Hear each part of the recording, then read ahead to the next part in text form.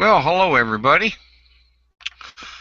I am having this for this particular hangout because of a piece of scripture that has been addressed here many times, and I'm trying to get to the scripture so that I can read it. And my computer has decided to lock up on me. Isn't that always what happens? Oh, see if I can get there. Well,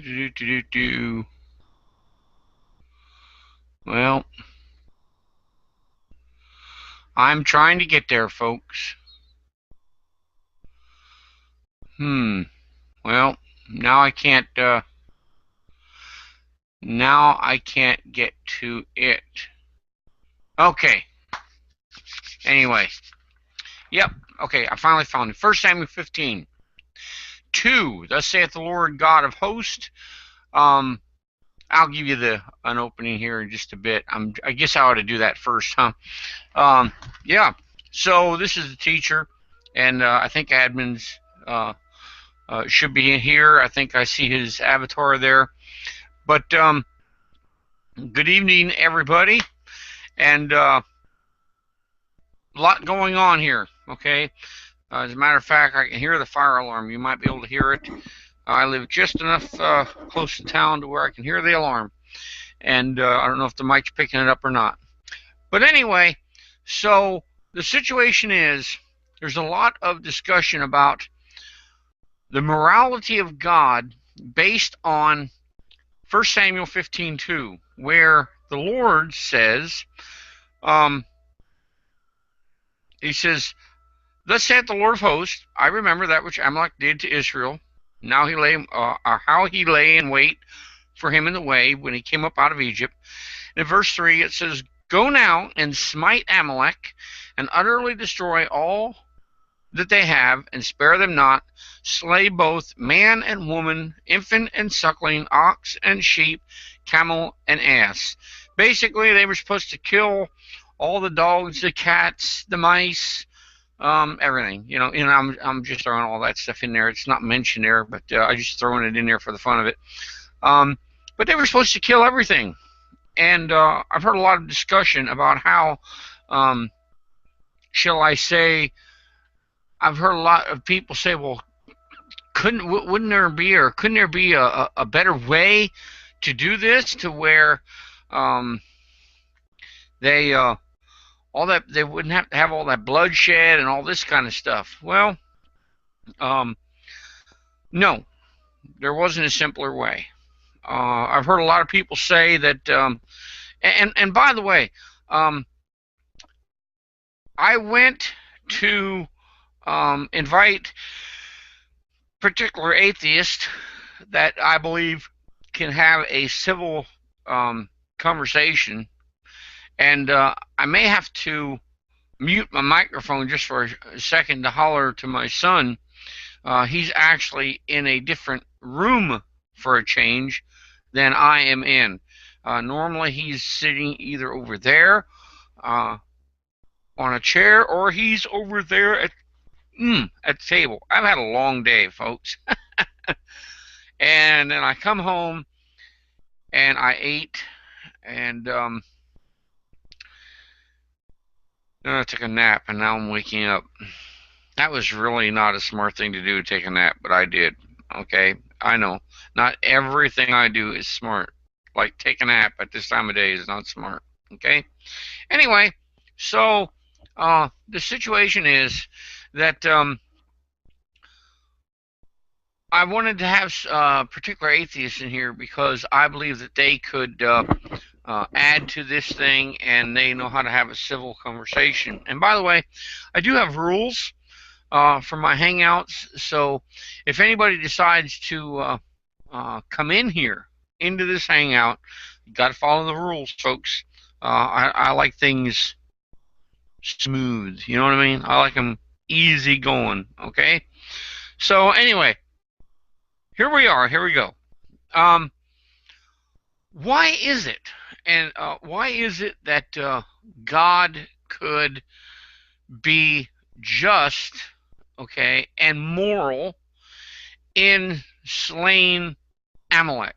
Well, there are several reasons, okay? So here's what I'm going to do, okay? I'm going to give a little bit of a history, and what I'm going to do is I'm going to ask some questions, okay?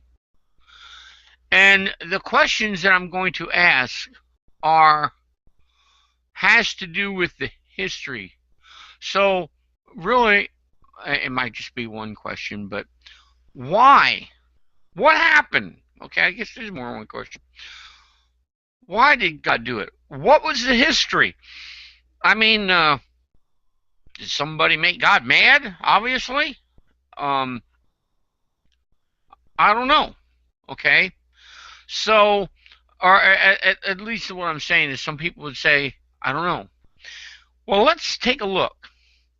The first time we see, well, I won't say the first time. I'm just going to say we see Amalek previously in the Bible before this command, okay, in Exodus 17, not the first time we see it mentioned, but we see the first encounter, okay, of what happened. What is the history behind this event that God said, kill them all, you know, I'll sort them out. One of them numbers. Maybe this is where they got that saying, you know, kill them all and let God sort them out. Okay. Anyway, so here we go. Exodus 17, verse 8. Exodus 17 and verse 8. Okay? This is what it says. And I should have made a slide of this, but I didn't. Okay? So here we go. Well, I guess I could just screen share this thing here, but I don't know. We'll see. Let me just read. Then Exodus 17:8. I'm going to be reading through verse 11. Then came Amalek and fought with Israel in Rephidim. Okay? And Moses said, verse 9, and Moses said unto Joshua, choose out men and go out, fight with Amalek.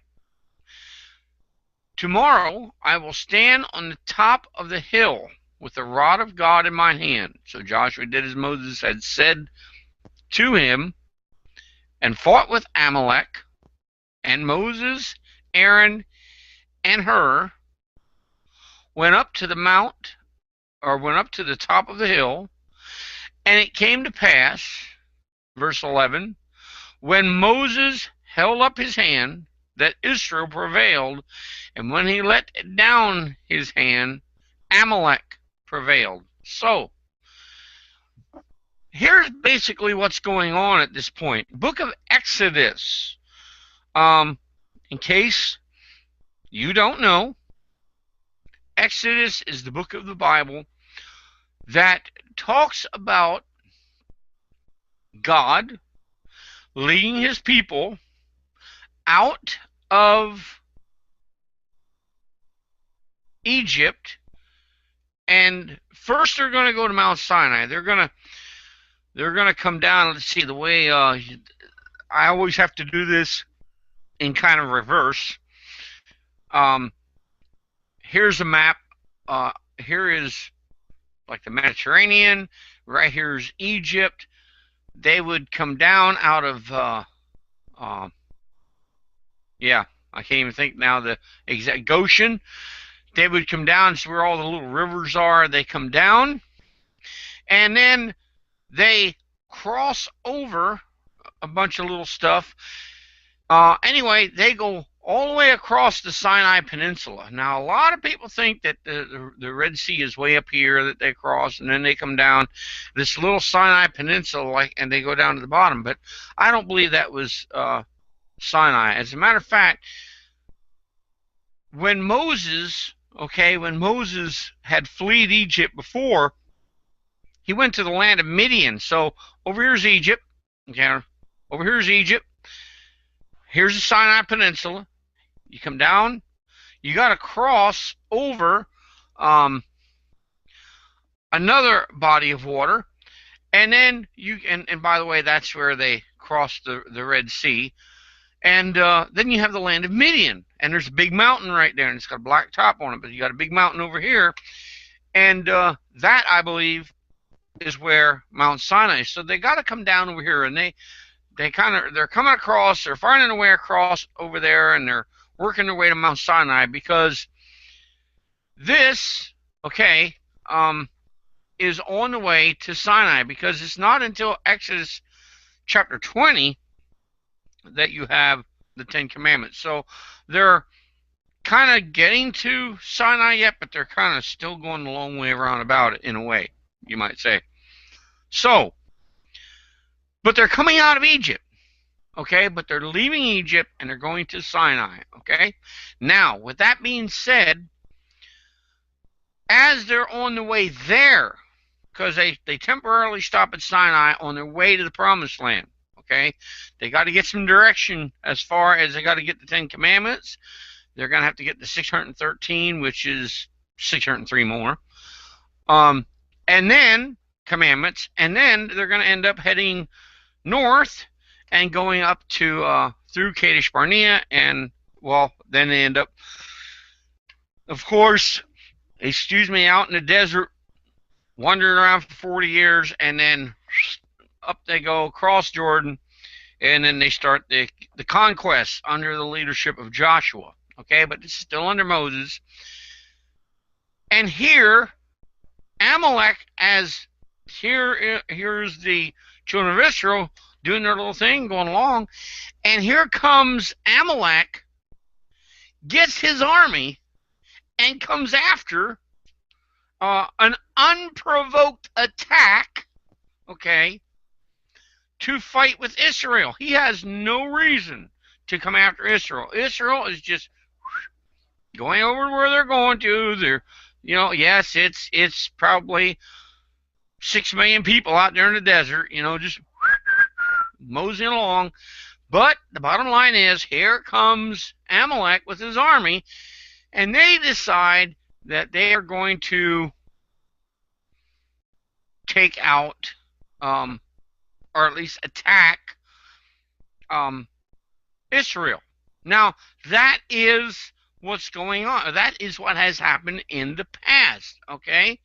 Now, when that happens, okay, later on in the same chapter, in verse 13, okay, it says, in Joshua, Exodus 17:13, and Joshua discomfited Amalek and his people with the edge of the sword, and the Lord said unto Moses, now check this out, write this for a memorial in a book, and rehearse it in the ears of Joshua, for I will utterly put out of remembrance, or I will utterly put out the remembrance of Amalek from under heaven. Okay? And then in 16 he says, for he said, because the Lord has sworn that the Lord will have war with Amalek from generation to generation. So God at this point says, because you attacked my family, you attacked my children, I got my eye on you. Okay, I got my eyes on you, and I'm going to take care of you. You come up behind my people. You wanted to attack my people. Okay, now you're going to pay. And by the way, when Amalek did that, they weren't concerned about Israel, and we'll see this here in just a little bit. Okay, now let me come down here a little bit farther. Okay. In Numbers, okay, in Numbers 24:20, we see Amalek mentioned again. And when he looked on Amalek, he took up his parable and said, Amalek was the first of the nations, but his latter end shall be that he perish forever. Deuteronomy 25:17. Now, when he says, when he issues this order, when God issues this order for Amalek to be destroyed, this is what he says. And I'll tell you what I'm going to do. I am going to go, instead of, I had some notes here with these verses written. What I am going to do is I am actually going to let me come back here. I'm going to make sure I get this right. I'm actually going to read the entire thing because there's a verse missing here, okay? And I don't want there to be any verses that are missing, okay? So I'm just going to keep it in context. All right? Here's what it says, okay? He says, remember what Amalek did unto thee by the way when ye were come forth out of Egypt. Now, I just read what happened. There was an unprovoked attack where Amalek came against Egypt, okay? I mean, against the Israelites when they were coming out of Egypt. Verse 18, look at what he says here in verse 18, okay? Very important verse. How he met thee by the way, and smote the hindmost of thee, even all that were feeble behind thee, when thou wast faint and weary. And he feared not God. Now, when they first left Egypt, God says there were no feeble, okay? But the people had been walking a long time. He was going to make sure they got there. But I want to tell you something.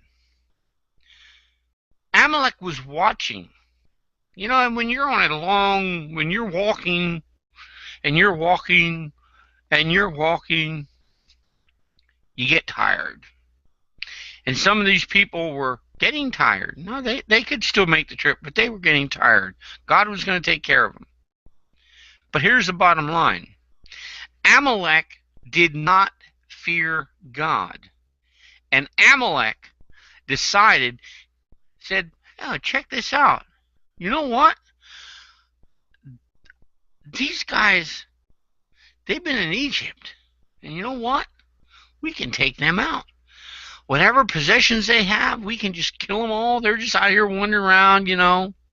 This is an easy kill here. And they didn't fear them at all, that they might be God's people. Didn't fear God at all. Therefore, verse 19, it shall be when the Lord thy God hath given thee rest, okay?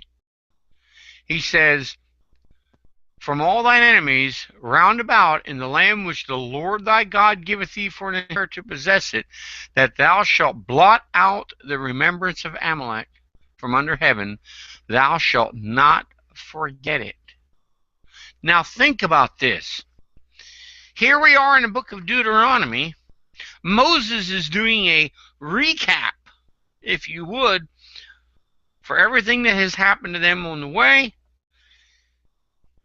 Covering some things about where they're going to go. And he says to the people and to Joshua, remember what Amalek did by thee. Now this is inspiration by God, says that they are to remember how he met thee by the way, okay? And he attacked us, unprovoked attacked us. Now, that is just the action against Israel. That's not the whole picture yet. That's not the whole picture. This is why, first of all, God had to attack. Okay, this is why God went after them. Okay, it doesn't cover all, it doesn't cover everything. It just covers what he did. Okay, it only covers what he did. It does not cover everything. All right. Now, let's move along here a little bit. Okay. Now, I got to cover some more stuff here. So the order is given for him to go to Saul, okay? The order is given to Saul for Saul to go and kill the Amalekites in 1 Samuel 15:2, okay, and kill everybody. I mean, spare them not. He says, destroy all that they have and spare them not. He says, slay both man and woman, infant and suckling, ox and sheep, camel and ass. Okay, it's very clear. Why was it necessary for them to do that? Okay, well, I'm going to cover a little bit of things here, a few things here. First of all, what I would like to do is I would like to go. I'm just going to, in brief, okay, cover. It's a chapter that you can look at for yourself, but Leviticus 18. Okay, you got to remember that Leviticus 18. I'm not going to put it up on the screen or nothing. But what Leviticus 18 is about, okay, and I'm going to grab my Bible from right here, okay, and I'm just going to turn to Leviticus 18 to give you an idea of what Leviticus says, okay? Leviticus 18. Because, and I've got to temporarily mute my mic. I got to holler something out to my son. Okay, so just bear with me just for a moment, okay? Hold on.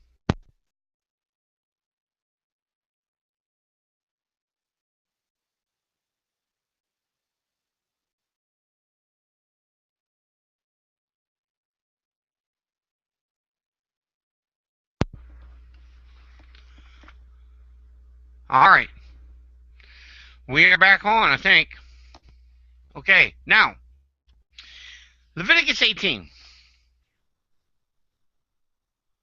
And the Lord spake unto Moses, saying, speak unto the children of Israel, and say unto them, I am the Lord your God. I got to make sure, I don't have the screen for this even up here.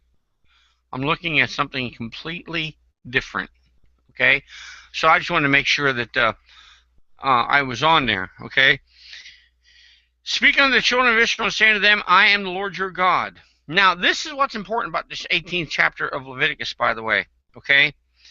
After the doings of the land of Egypt, wherein ye dwelt, past tense, shalt ye not do. And after the doings of the land of Canaan, okay, whither I bring you, shall ye not do. Neither shall ye walk in their ordinances. Now, let me lay that down a minute, okay? This is absolutely important, okay?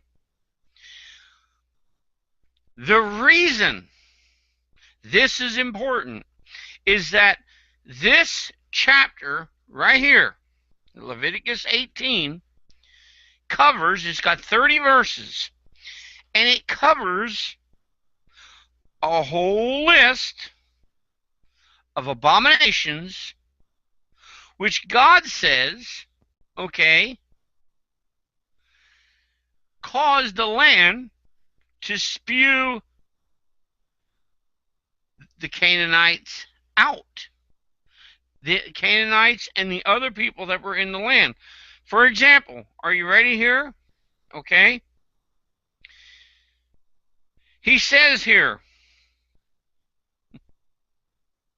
in verse 24, defile not ye yourselves in any of these things. This is after the list, okay? In any of these things, for in all these the nations are defiled, which I cast out before you. And the land is defiled. Therefore do I visit the iniquity thereof upon it, and the land itself vomiteth out the inhabitants. Okay? Now, folks, this is really, really important. He says here, Okay? In verse 25, and the land is defiled. When people commit iniquity, now I have to stop. Sin, 1 John 3:4, is a transgression of the law. Okay? However, iniquity goes beyond that. See, anytime you transgress God's law, no matter what the reason, it's always sin. It's a simple definition of transgressing the law. However, when, okay, that's, and mainly, I mean, that's doing it by accident, just doing it for, you know, I mean, you weren't aware or whatever, but you're breaking the law. When you know it's the law, and you say, I don't care, I am going to do what I want to do, and you trespass anyway, that's an iniquity. When you tell God, basically, I don't care what you have to say, I'm going to do it anyway. That is no longer just sin. That is iniquity. Okay? And here, and by the way, as you do this, your iniquity always goes up. In other words, you'll start off with some smaller violation, and then you start going up. Leviticus 18, for example, starts off with simple nakedness, goes up a little bit, defiling some, talking about being naked around your own family members. And then, that's just nakedness. That's not any sexual activity. That's just, being a little loose with our nakedness. Then it moves up to actually committing fornication with your neighbor or adultery with your neighbor. And then it keeps climbing, because pretty soon it gets into sodomy. It gets into the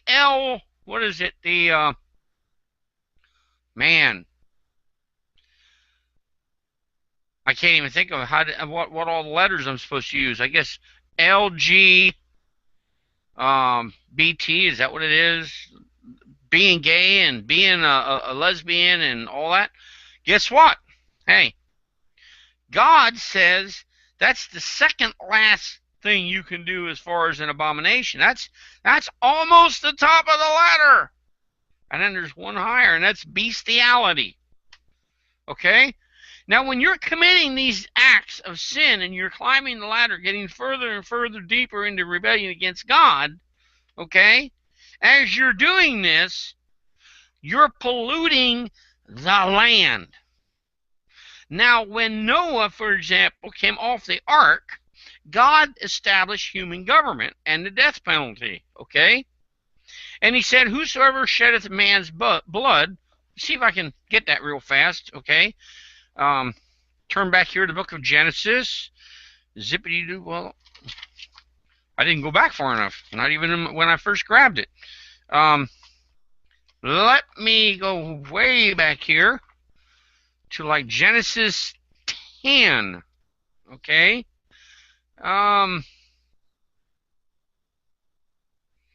Let's see if I can find this. Genesis 9. Okay. Okay. Let me come back just a little bit farther. Yeah, okay. Genesis 9, okay. He says, in verse 4, Genesis 9, verse 4, he says, but flesh with the life thereof, which is the blood thereof, shall ye not eat. And surely your blood of your lives will I require, at the hand of every beast will I require it, and at the hand of man, at the hand of every man's brother will I require the life of man. Verse 6, whoso sheddeth man's blood, by man shall his blood be shed, for in the image of God God made the man. So here's the deal, okay? Just so you know, here's the deal. When blood is shed, when innocent blood is shed, the only way the land gets defiled. Now the only way to cleanse that is for that person's blood or a representative of that person, okay, like a family member, and I would say, like, if the father didn't do it, that innocent blood is still there. So what has to happen? Well, initially that person, you're supposed to catch that person, and whoever, like a family member of the guy that of say the wife or a brother or somebody of the one that got slain, they're to cast the first stone to kill the guilty party, and that would take care of the curse. That would cleanse the land. It would judicially, and it would remove the curse. The way you remove the curse from the land is the shedding of blood, as well as the judicial fact, okay? Or the judicial aspect. So here's what you have, okay? What you have is God saying, here's the situation, okay? Now, as far as when you're coming into this land, I don't want you doing like they were doing, because they were polluting the land. They were committing all kinds of acts. And by the way, the only way, Hebrews 9:22, okay, there is no, without the shedding of blood, there is no remission of sin. The land was completely cursed. It was the land was defiled, okay? And so the problem is that because the land was defiled, it had to be cleansed. It had to be cleansed. I'll throw in a quick illustration for you. Many of you may be aware of how, when just before the millennial reign, at the end of the tribulation, there's going to be a great war, okay, where the blood is going to flow to the horse's bridle, okay, at Armageddon. Okay, why does there have to be such blood flow? I'll tell you why. Because the land is defiled, and it's only through the shedding of blood of the guilty parties that the land is cleansed again. And before Christ can come and sit on the throne, and before he can reestablish his kingdom, the land has to be purged. There has to be a cleansing. And God says, hey, as I bring you into this land, you're going to do a lot of slaughtering. You're going to have to cleanse the land. Why? Right here, okay? He says right here, the land is defiled. Therefore do I visit the iniquity. He says, I am going to visit because you have willfully rebelled against me. Now, I want you to understand something. In Exodus chapter 20, okay, we read the following, okay? Well, I can just do that here. I got this Bible right here. I was going to do it off of my computer, but I can do it right here. It's just as easy. All right? Exodus chapter 20. And yeah, this all has to do with Amalek, okay? Exodus 20 and verse 4, okay? This is the giving of the Ten Commandments, okay? This is number 2, okay? Thou shalt not make unto thee any graven image or any likeness of anything that is in heaven above, or that is in the earth beneath, or that is in the water under the earth. Thou shalt not bow down thyself to them, nor serve them, for I, the Lord thy God, am a jealous God, visiting the iniquity of the fathers upon the children unto the third and fourth generation of them that hate me. Now, let me explain this to you. When you have a person okay, or people that violate God's word willingly, God says that's iniquity. And God says when you do stuff, you better remember your children of how this sin, how this iniquity is going to affect them, because it will. I will give you an illustration. Okay? If you defile your temple, let's just say that a woman, okay, is pregnant. God blessed a child. She's carrying a child, in her womb. And guess what? She decides she's going to partake of some alcohol. Maybe she decides she's going to partake of heroin or something. The baby didn't do anything wrong, but the baby will pay the price of mother's stupidity and rebellion. Why? Because mommy says, I don't care about the long-term effects of this child. All I care about is I want my fix now. Folks, I want to tell you something. There's a lot of decisions we make in our lives that affect our children. And see, this is the situation. Every time we do an act, we need to think, how is this going to affect my children? Is it possible that this act could affect not only my children, but my grandchildren? How we teach our children, what we teach them to do, etc., will have a long-term effect 2, 3, 4 generations down the road. And this is what God's referring to. He says, when you hate me, your hatred will affect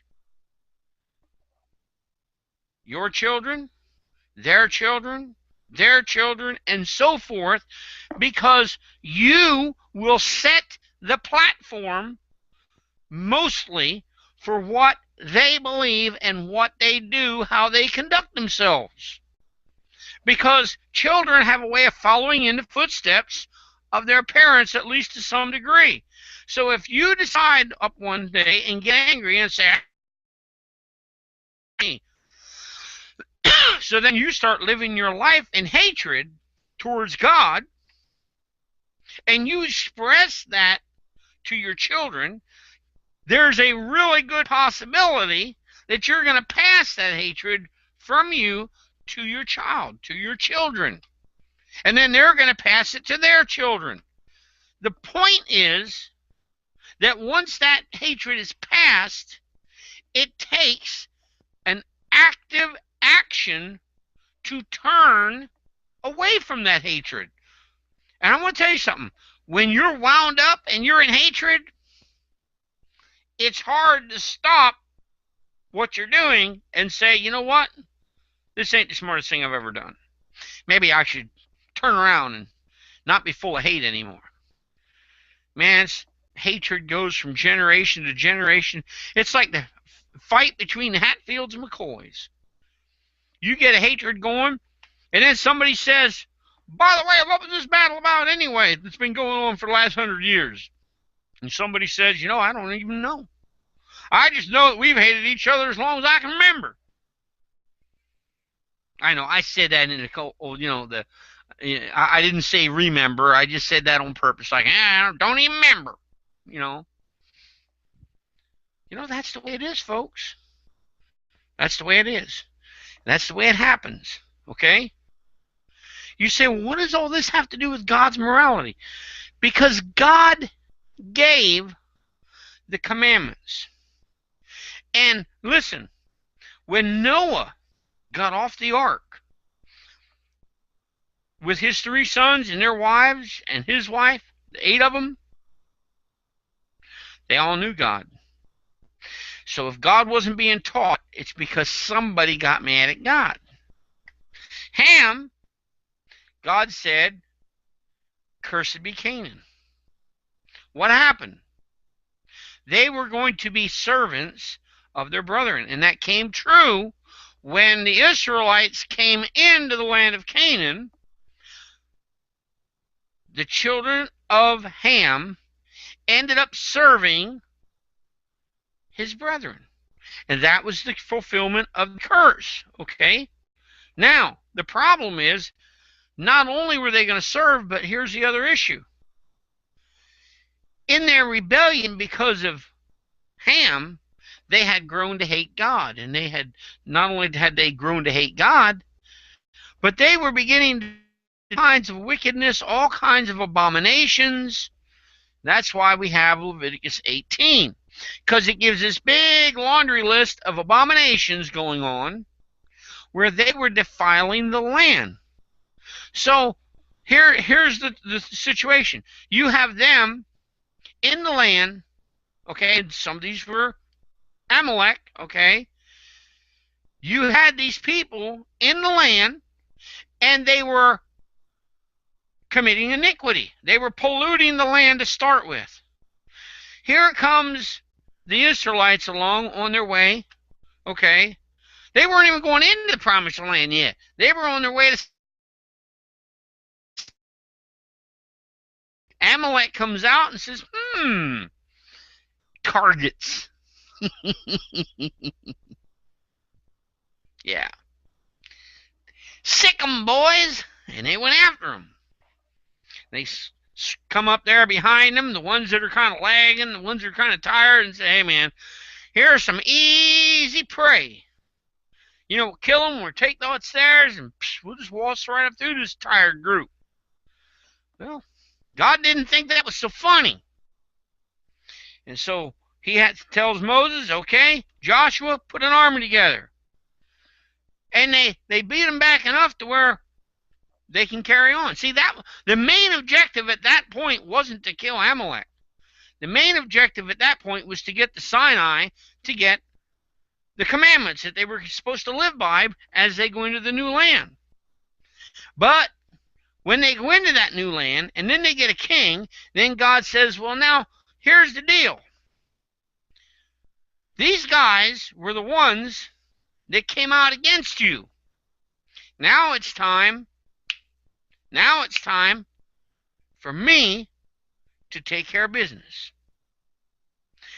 And because of this, okay, because of the fact that they did an unjust attack, because of the fact that they were already wicked, and listen, they were going to pay for their own sin, their own wickedness, okay? And that is why God told Saul, okay, wipe them out. You say, but why did he have to kill the children? I'm going to tell you something. The children were, in fact, also infected with this hatred and with this vileness, okay? And the only way to cleanse the land, was to kill everything. You see, they were even having bestiality. And that's why even the animals had to be killed, because there was nothing clean about this people. They were completely vile. It's kind of like if you get an infection in society, you get some infectious disease. You know, if the mayor gets this disease, you know, and his whole family, what do? You quarantine them. You can't let them out into society. They'll infect all of society. So you have to quarantine them. They may have to stay in quarantine if you can't beat it. They may have to stay in quarantine for the rest of their life. If it's untreatable and it's an infectious disease, something that can spread if it's contagious, well, guess what, folks? Sin and iniquity is contagious. It spreads like wildfire. And God says it has to be purged. Not only does it have to be purged, okay, as far as we got to remove the infection, but the blood has to be shed in order to undefile the land. You know, you come into a house.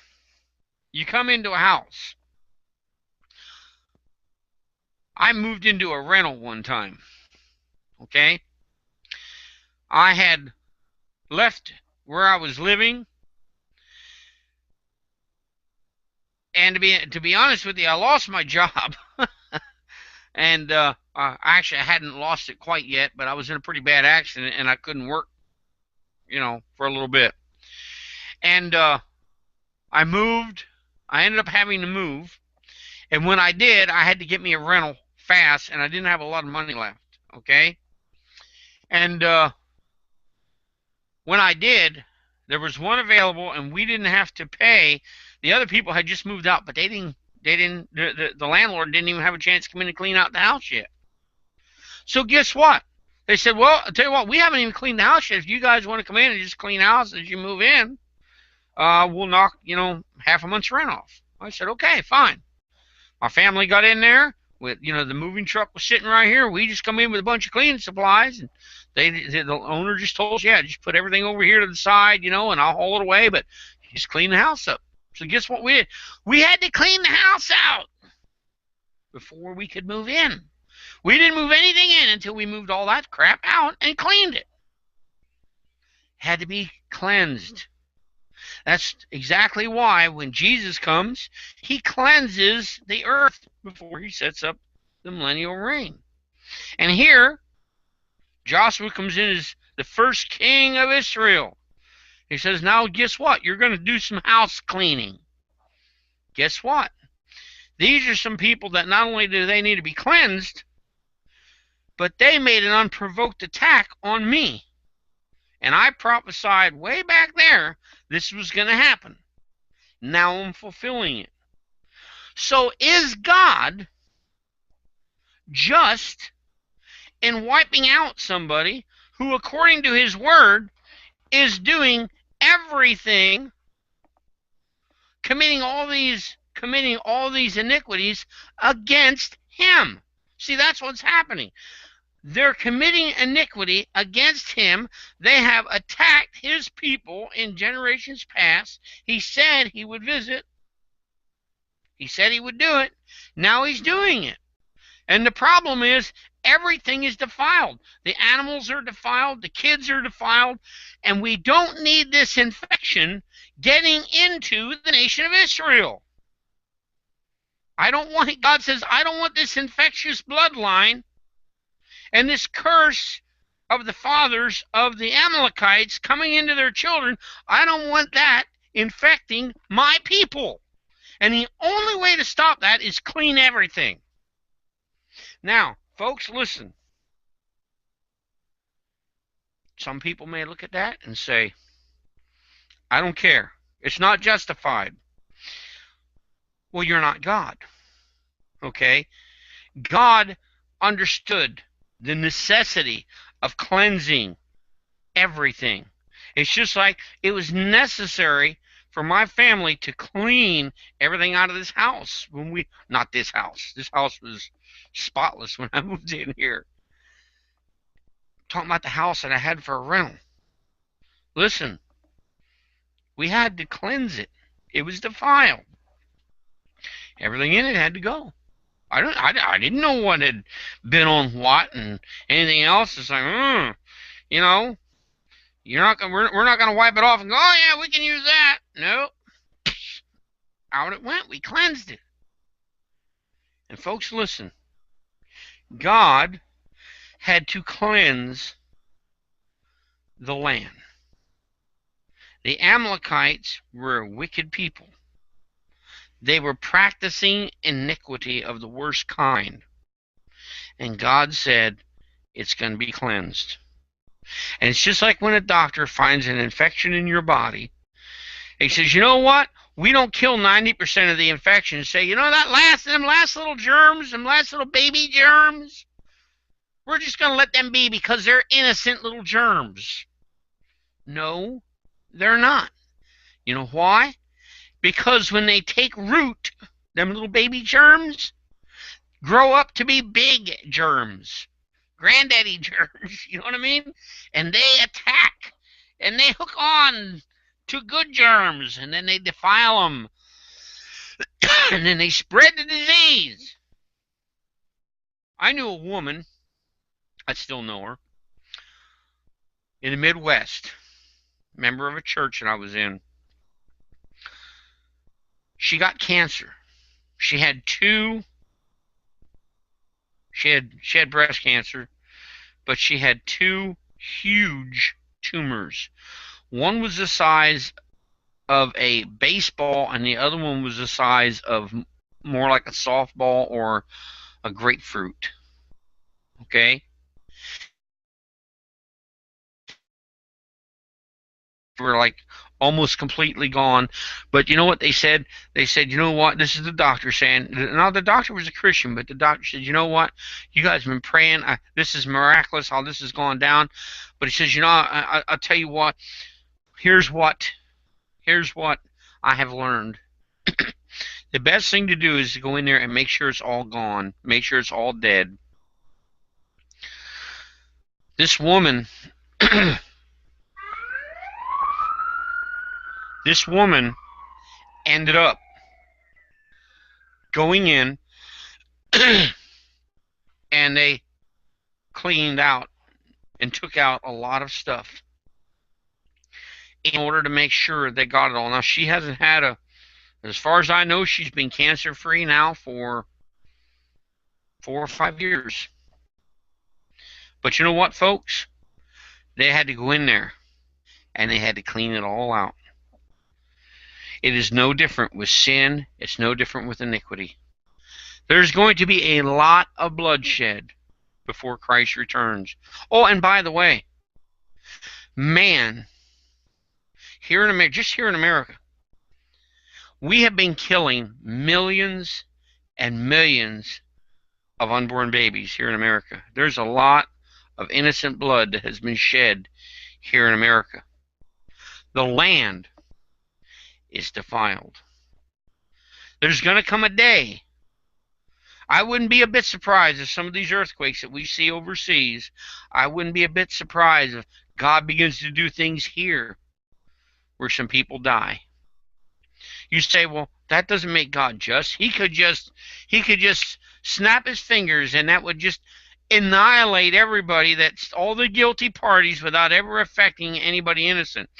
You're right, he could. Except for one problem. You see, he has said that the standard is the shedding of blood, because their blood was shed. They were killed. And the land still needs to be purged. And the only way to purge the land is through the shedding of blood. You don't believe me? Like I said, Hebrews 9:22. That's why Christ had to die on the cross. Because you see, we have defiled ourselves. And the only way for us to get undefiled is for this blood of Jesus Christ to have been shed on the cross of Calvary in order to wash away our sin. It was necessary, not for Christ just to die. He had to die a brutal, bloody death so that that blood could be taken, just as it was in the Old Testament. Folks, listen, everything that's taught in the Scriptures is taught for a reason. All through the Old Testament, when you see those sacrifices being done and the blood being captured by the priest, goes over to the altar and he sprinkles it on the altar and he puts it on the horns of the altar. That was so that that person could become cleansed. And so the land could be undefiled. And folks, that's what Jesus has done. Jesus, personally for me, shed his blood so I could become undefiled, uncorrupted, 1 Corinthians chapter 15. This corruption could put on incorruption. Because, see, my iniquities have corrupted me. My iniquities have corrupted my land. And God says, you know what? Now I have to apply the blood of Jesus to you and to what you have done in order to cleanse it. And the reason the blood of Christ can be applied to what I've done is because I've accepted Christ. But when people reject Christ, he doesn't apply his blood to defile it like he did me. He applies their blood to cleanse it. because they refuse to accept his blood. See, that's the case with the Amalekites. They refused. They didn't fear God. They rejected the God of Israel. And the only way for that land to be cleansed was by the shedding of their blood. To have the infection to be removed with the shedding of blood, then the ground would be cleansed, and then it could be occupied. That is why it was necessary. You see, there's a lot more involved here than God just giving an order for Saul to go in and kill some people. It wasn't just about the attack that they made. It was because of the attack they made. It's because they were defiling the land. It's because the land needed to be cleansed. And the God who knows all kept all this in mind. He was moral, he was just, and he did what he had to do to cleanse the land so his people could come in. I hope that this little lesson right here on the Amalekites, I was trying to get a hold of my son earlier and he didn't answer me. I may actually have to get up, okay, and go ask him here momentarily real quick. Let me go and find out if maybe he fell asleep. So, because he's in another room and I don't even think he's listening. Are you listening? Admin, are you listening? I'm here. Oh, okay. I'll tell you what I want you to do, okay? I have no idea. Okay, I think I may have had this hang out just a little bit too early, okay? It suited me real good, but it may not have suited the listening audience very well. But I'm debating whether or not to make the link public in case somebody wants to come in and ask me a question. What do you think?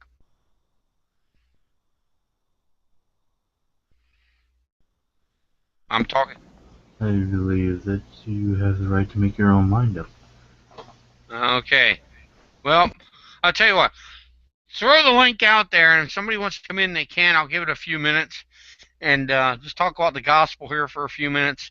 I'd like to have the gospel. I know I've already talked about the gospel a little bit, but throw the link out there and give me a thumbs up in the chat room when you have it out there so I can look at the clock, and I'll leave it out there for a little while, and then I will and then I actually, to be honest with you, but I couldn't get through to any of them.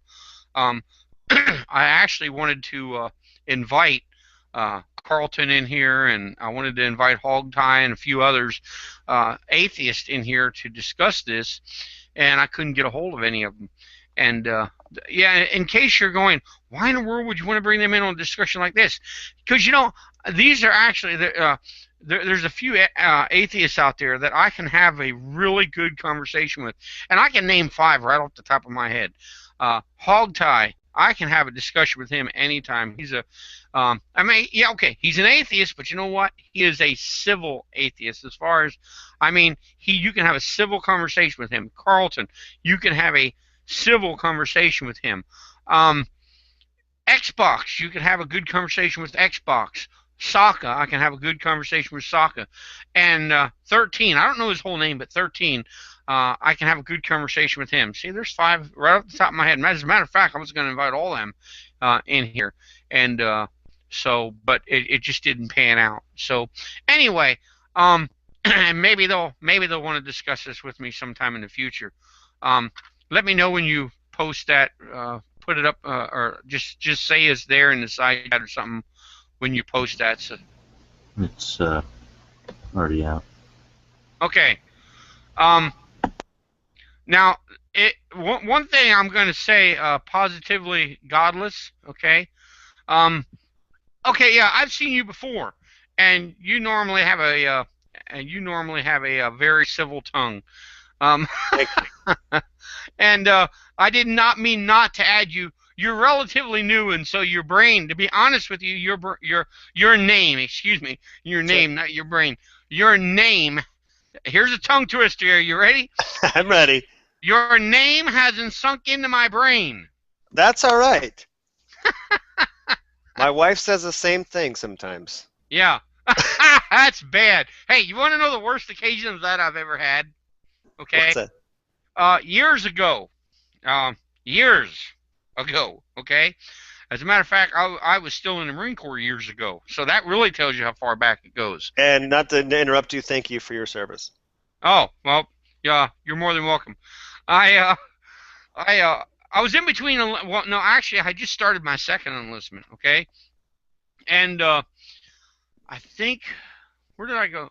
Anyway, I think I was down south.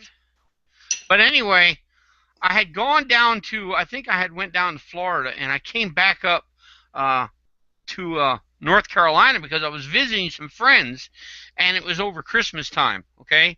Mm-hmm. And some friends that I had known in my first enlistment, I was up there just, like I said, just visiting.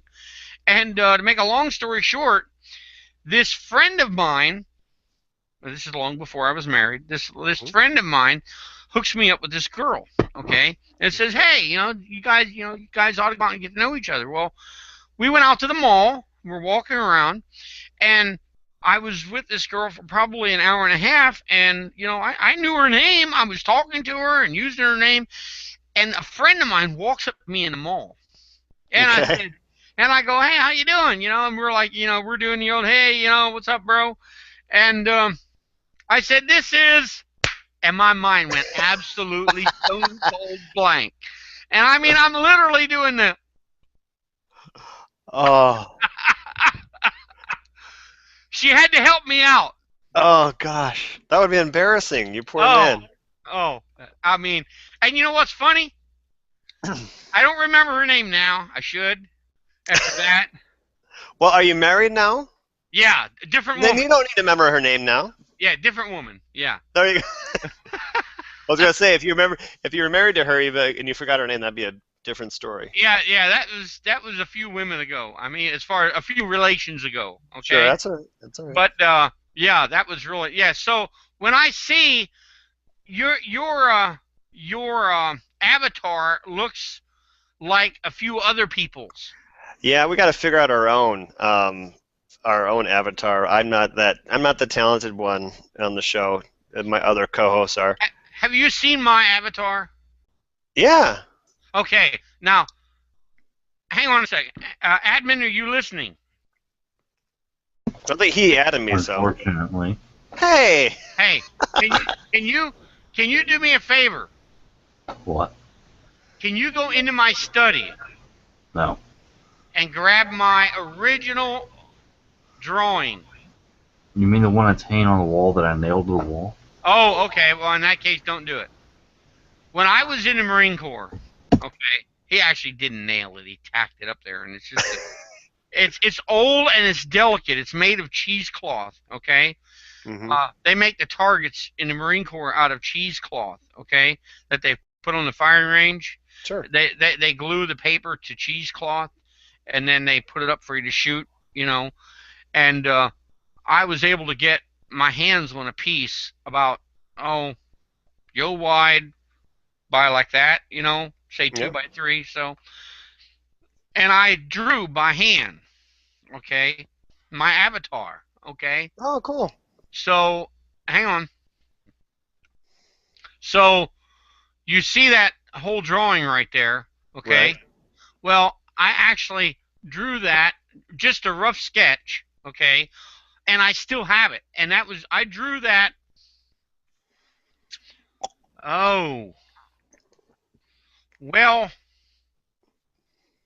30 years ago. And I still have it. And he hung it up in my study. And so that is what I have been using, kind of like my little logo. I think it's fantastic. Good for you. So, but anyway. So, you come in here, have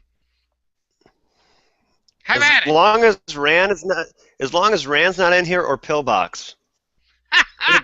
They both yelled at me last time I interacted with them, and I didn't even do anything. I think you remember that. That's how I first met you, teacher. I was You know, scared to death. I'm gonna be perfectly honest with you. There's some things I can remember really good, and there's some things. Okay, if I turn my head sideways, you'll see what I'm talking about. You ready? Look in right Yep. here. Okay, you're frozen, unfortunately. You see that? You see me doing that No. little air thing through my head? Oh, okay. You were frozen there, so you actually are still frozen. Oh, okay. Well, I was trying to show you that light that goes right through. Oh, okay. I got you. Yeah. So, yeah, there are times when the filter slips. Yep. You know what I mean? Yeah, and then, absolutely. And then nothing gets retained. But once he went off on me, and I think he kind of threatened me a little bit. He left the room, and then you and I and I do remember Raw that. had a good conversation, so it was fun. I do remember that now. I do remember. And you know what's funny? I'm gonna be honest with you, man. Okay, you just got to get to know Rand. Okay, Right. I mean, Rand's a good guy. Rand really is a good guy. Okay, but now you don't mind if I get comfortable in my chair here. That's your own house. It's your own house. Go ahead. Oh, hey, Well, German, that is why normally if it's not my hangout, I turn my camera off so the avatar comes up and I'm literally laying this way and I'm just looking up, and I'm just, I don't even look at my computer, I'm like, and I'm just, so we're like your psychiatrists then. There you go. You're like in the psychiatrist's office. Yeah, there you go, man. I'm just, I'm getting therapy. You know what I mean? So, yeah, but Rand's a good guy. He really is. Okay. You just got to get to know him. And he's been here, in his defense, let me say this, in his defense, Rand has been attacked by atheists so bad. I literally have sat outside of atheist hangouts, and I have heard them say horrible, horrible, horrible things about Rand. And so I will say this: if somebody comes in and he's like that Rottweiler, that if he even smells the hint of something that's going to go wrong, he's already got his teeth like that in you. You know what I mean?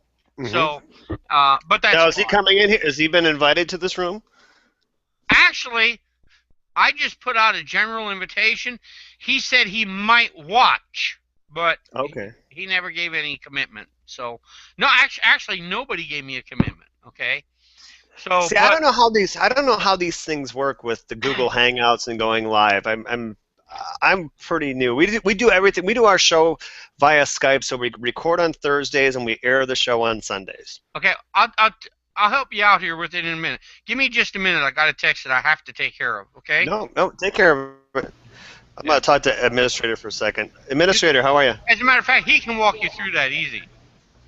Yeah, he walked me through Skype with G-Man, so he's like my own little tech support. Yeah, pretty much everybody's tech support. and by the way, my friend, that show that we did with G-Man went great. So G-Man actually showed up over there, I take it? Yeah, he showed up. He was saying, like, give me 30 minutes. I'm like, I don't have 30 minutes. It's showtime now. So he's like, oh, fine, I'll get out of my hangout. And we had a good conversation for a good hour, and it got a little heated, but but at the end we were shaking hands and giving hugs. So all right, it was good. That's G-Man for you. A lot of people think that whenever you talk to like G-Man, he's gonna cut you off. He's going to try to mute you and eject you. But yeah, there's something I can't really go into detail, but I did get in a little bit of trouble regarding that episode, and that's all I can say about it. The only thing I'm gonna say about G-Man is if you give him the light of day of actually speaking and you answer his questions, he will treat you like a normal individual. But if you cut him off constantly and you don't answer his questions, he will get very perturbed very quickly. Yeah. I'm pretty sure you know that by now. Oh yeah, we did a lot of research on him prior to him coming on, and we didn't know how it was going to go, but it went fantastic. There were some issues, but we got past it. Yeah, well, basically the Google Plus. Mhm. If you actually go to YouTube and you go to the upload button at the top of your screen, Hang on, let me get there. let me know when you're there.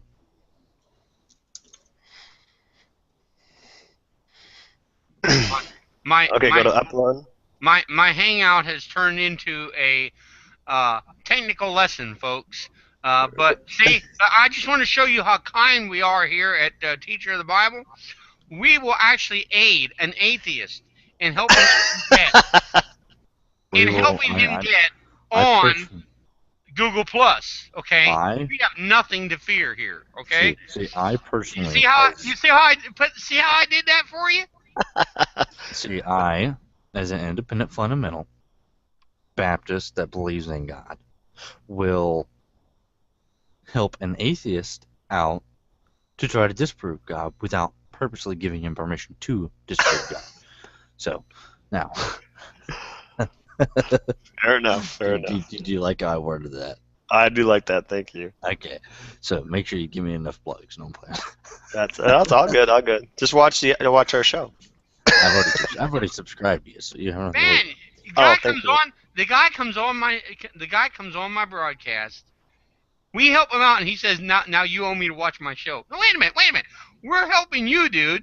We're helping you. I've been on here for 5 minutes. You're lucky I didn't do that within the first minute. What's that? Ask for help? Well, no, plug my show. Oh. Well, being how you just said that, you might as well plug your show. Yeah, go ahead. Who's watching this? Facebook.com/positivelygodless, YouTube.com/positivelygodless. There you go. Now, That's all I got. I am throwing this out there. This is going to, I don't know if you understand what this is, but this is actually recorded as well as live. Like right now, you're being live recorded. When he hits the stop broadcast button and on the actual tab that he is on, then it will stop and YouTube will process it and it will be uploaded in the matter of, I would say, 10 seconds, to the point where you can literally go back and rewatch the whole thing, or you can edit it if you're him. If you're a normal individual, it'll just start over again. Cool. So basically, it's like an 8-track player, with the exception of it's not named 8-track player. Right. So when I'm on this upload screen, I just go to Google Plus Hangouts on Air. Yes, but then you go down to the bottom where it says Google Hangouts at the bottom, or it should say Hangout on Air on the right-hand side at the bottom. You click that, and it'll give you a menu of Google Plus at the top. Are you walking through this as he describes it? Yep. Yes. Yeah, because I'm literally doing this all by memory right now. Yeah, when you do this on YouTube, like when I started this right here, when you started on YouTube and you come up here on the screen where it says upload, and then you when you hit upload and you come down where the little quotation marks are, and then it brings you that box. There's a little box. By the way, which you should be at there. I think your name's Scott. Yes. It is. Yes. Yeah. Amazing Scott. how that is, and I haven't talked to you in like 2 months, or well, actually, it's been like 3 weeks. I can't remember names like that, but you know that box that comes up in the middle of the screen, and it says "Start a YouTube Now" at the very top. You put your title up there, then you put your description. It's all right there. And when you go down, and then I'll have all my circles, and I just hit invite, right? Well, actually, you go down there. It says public, down a little further, and then just to the right of that, you click it, and then when you do, right below that, it'll open up a menu where it says circles, and you click that, and then you go scroll down a little bit further, and it'll say, like, basically, I think it says start, and then it brings you to the screen we're at now. Glad to know someone's getting tech savvy. And then. Show me how much he knows so he can. Well, this is the only thing I know how to do. So, see, now he just ruined it. Because, see, I was looking so smart, but I'm a one-trick pony. You know what I mean? This is the only thing I know how to do right here. Liar. You can stink and go. You know how to go in and check people who all's in your circles, too. Anyway, yeah, I bet. Now, anyway, That seems easy enough. That seems pretty now, simple. okay, do you see where it says the title at the top? Hold on, I unfortunately got out of it. Let me go back in it again. Sorry. I'm trying to make sure you understand what all this is, because obviously a lot of people have it confused. Yeah, you can't hit the broadcast button because you're in a hangout. You can only be in one hangout at a time. Okay, now let me know when you have that menu back up. All right, go to YouTube. Go to upload. Yeah, that's up in the upper right hand corner. Yep. Near it. Right. Yeah. You go down to the quotation marks. Yeah, my internet's being a little slow today. Okay, quotation marks, broadcast, right? Correct. Yeah, shit down. Okay. Let me know And when then- you have that menu up. This is coming up now. Mhm. And all right, this says Hangout on Air. It has my logo, and it says Correct. tell people what it's about. Starts Okay. now, starts later. Yep. Audience.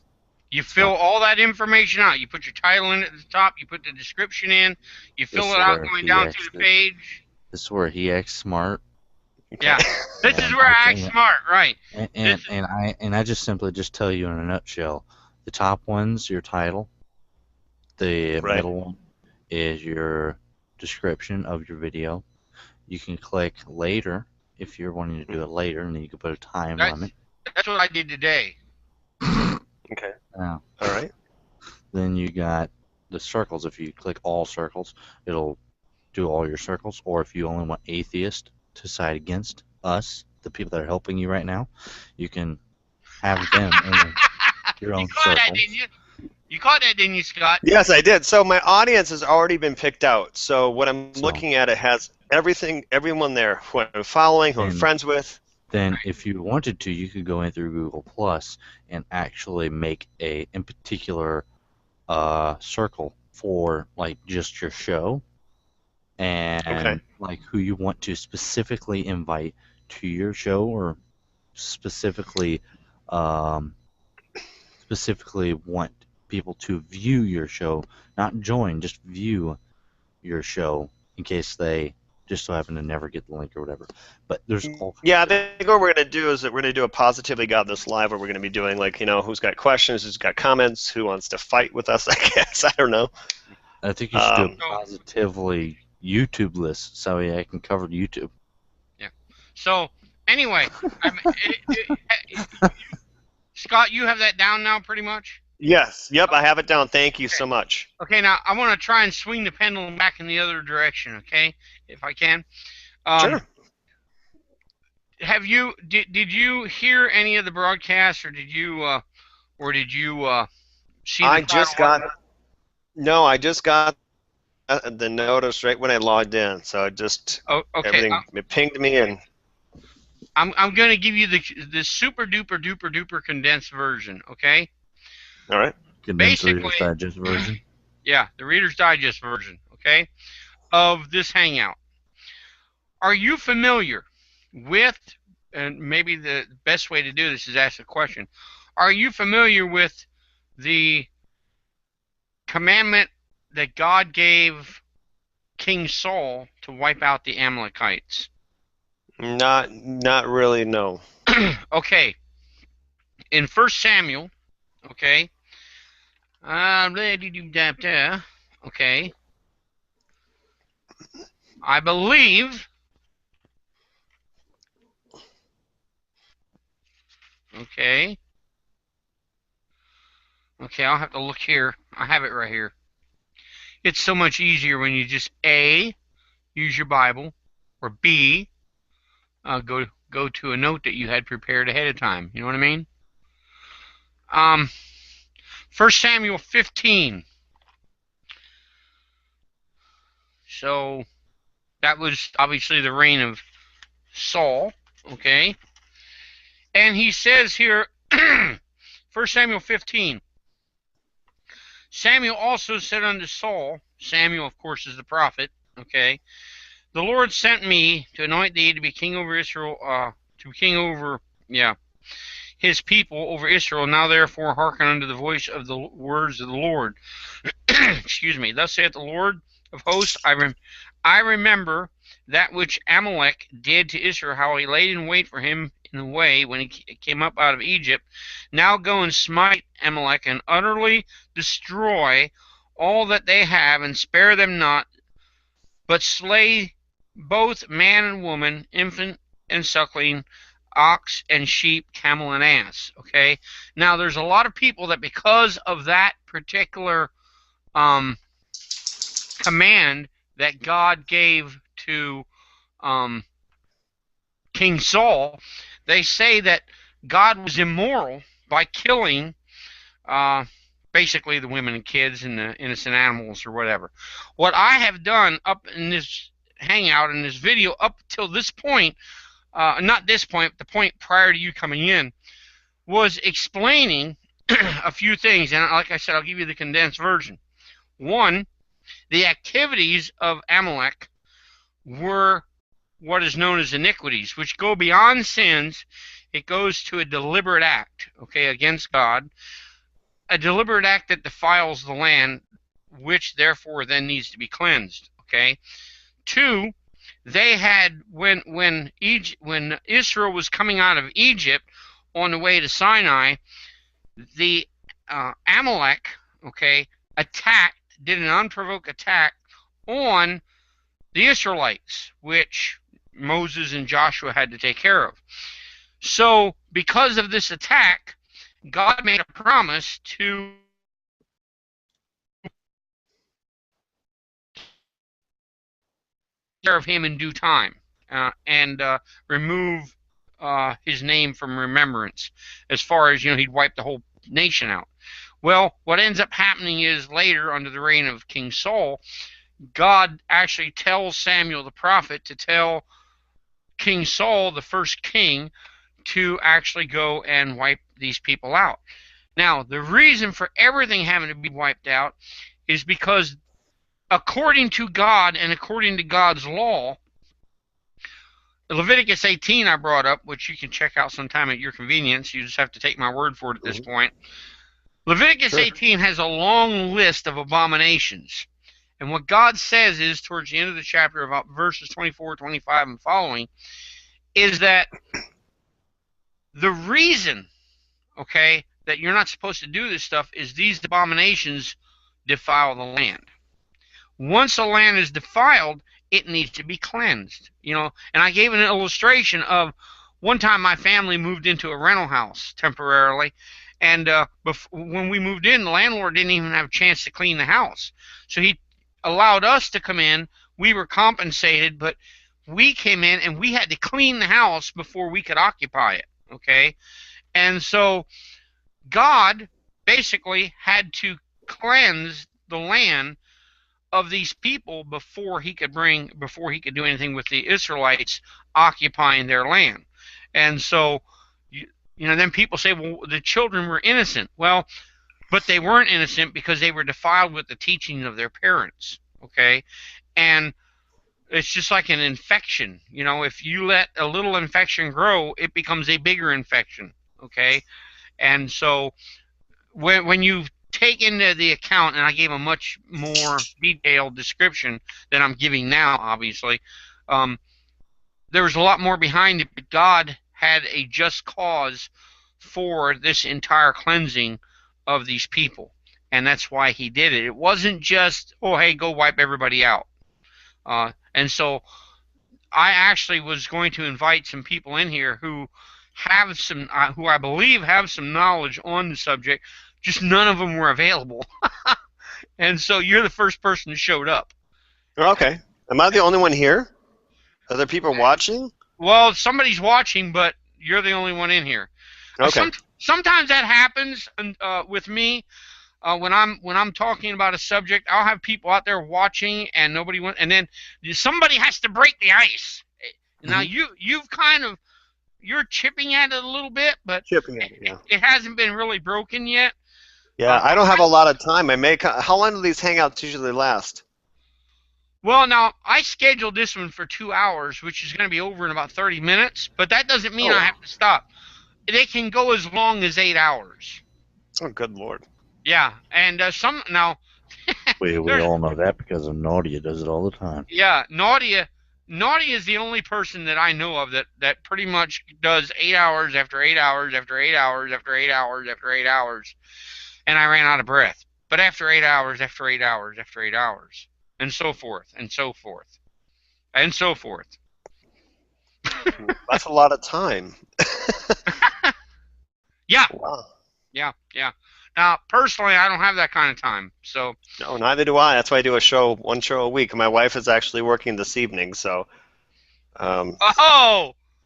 I get to be at home alone, and I got to do some studio time downstairs. So I figure before I do that, I'll pop on and see what's going on. Yeah, well, I'm glad you stopped in anyway, Scott. I appreciate it. But I actually, on Wednesday nights, the audience here is usually pretty slow. And Okay. but to be honest with you, I was going to do this for the last couple of days, the last few days, I should say. And one thing would always lead to another, and I just didn't get to it, because, like you, I have other things to do. Right. And I don't mind coming into somebody else's hangout for a few minutes, because that doesn't take any prep. That doesn't take any whatever. Okay, you just show up, and if you feel like saying something, you don't have to work the noggin too hard. Right.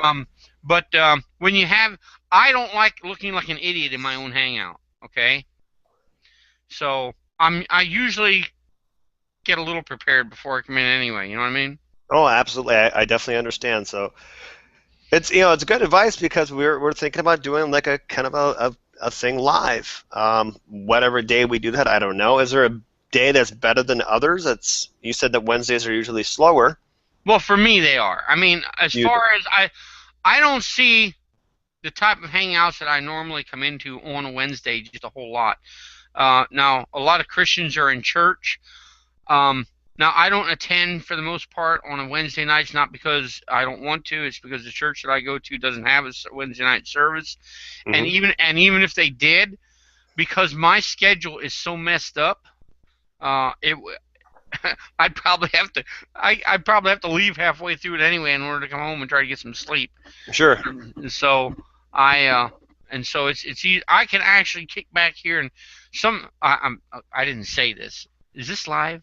Yeah, Yep. This is live. There are some hangouts that are just absolutely boring enough to put you to sleep, and I have kicked back with the avatar on, muted the mic, I think I was on one of those hangouts 2 days ago.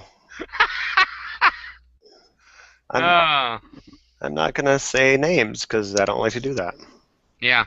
I try not to. I can tell you right now, Nadia, I do that all the time in Nadia if I get the chance. Okay. Well, I say I'm not going to do that, but I have never fallen asleep in my own hangout. Well, that's probably a good thing.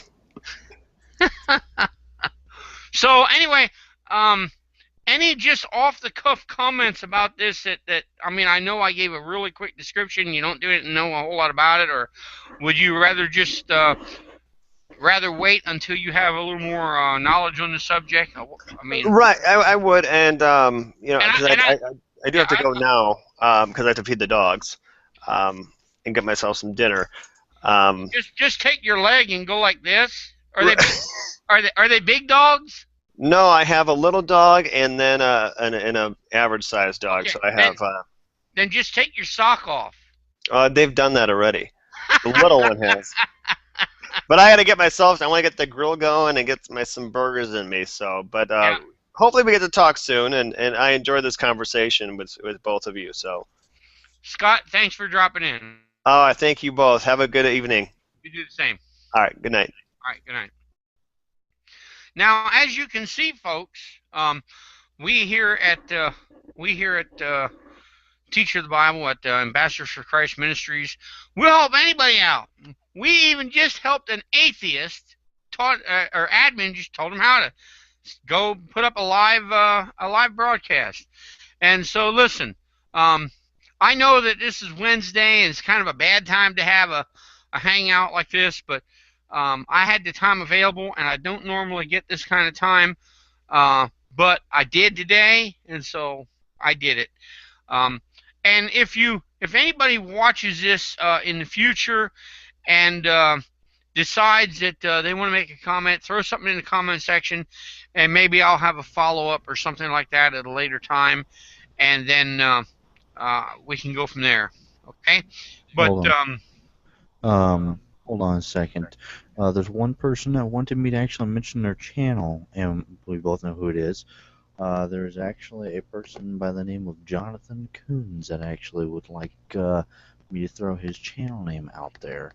okay. Just throwing this out there because he does do singing.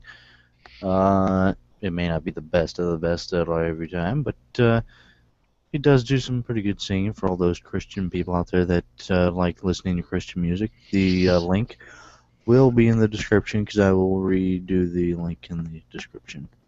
If not, or I'll put it in the comment section below, and it will be down there. So, with that being said, go ahead, teacher. Yeah, he likes to play guitar, and I think he needs to have a hangout on mechanics myself, and some of the stuff that he's doing. And if he's listening, if you're listening, John, you need to have a hangout on doing some teaching some automotive and some of the stuff. The guy is a yeah, he's my son, but he's an excellent mechanic, and he. Matter of fact, you go to my channel, and if you look, there's a video with him there that I guess he has a is that a tracker or what is that? Anyway, he's got that. I think it's a tracker, a geo tracker, and he took the gas engine out, changed it over. It was an automatic gas engine, and he took the gas engine out, the automatic out, put in a 5-speed with a diesel out of a VW. It dropped in there, and he's now driving it. And he does a real good job. And I think that would be some really interesting hangouts he could do there. But I'm trying to give it a few minutes here, folks, for if somebody has any questions on this situation about Amalek.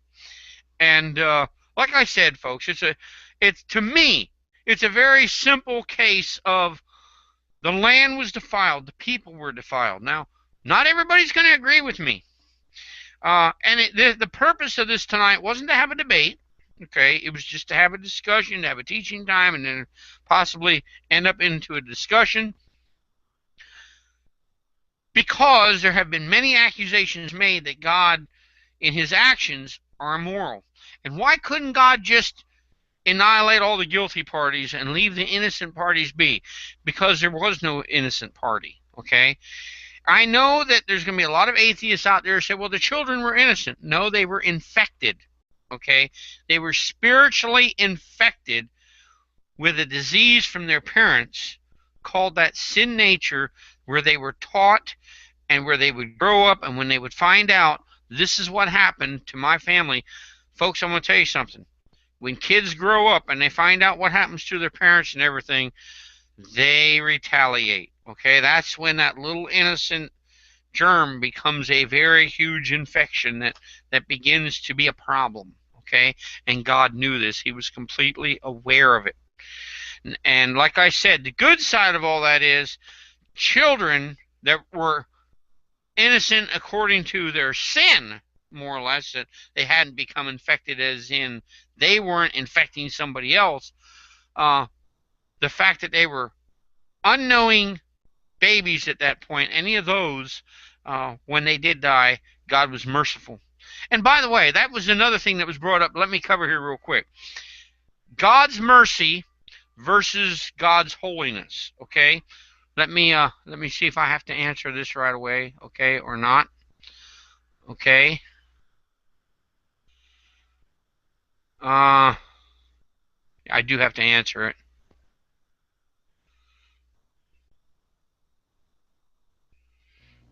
Let's throw this out there. The teacher of the Bible. You can find him on G+, All right. Teacher of the Bible, and as well as obviously I am administration of the Teachers Forum. If you just so happen to need to find out who or where you can find us, I will drop the link to the teacher's website in the bottom as well. Okay. Back to you, teacher. Okay. Now, thanks a lot for filling in there. Um,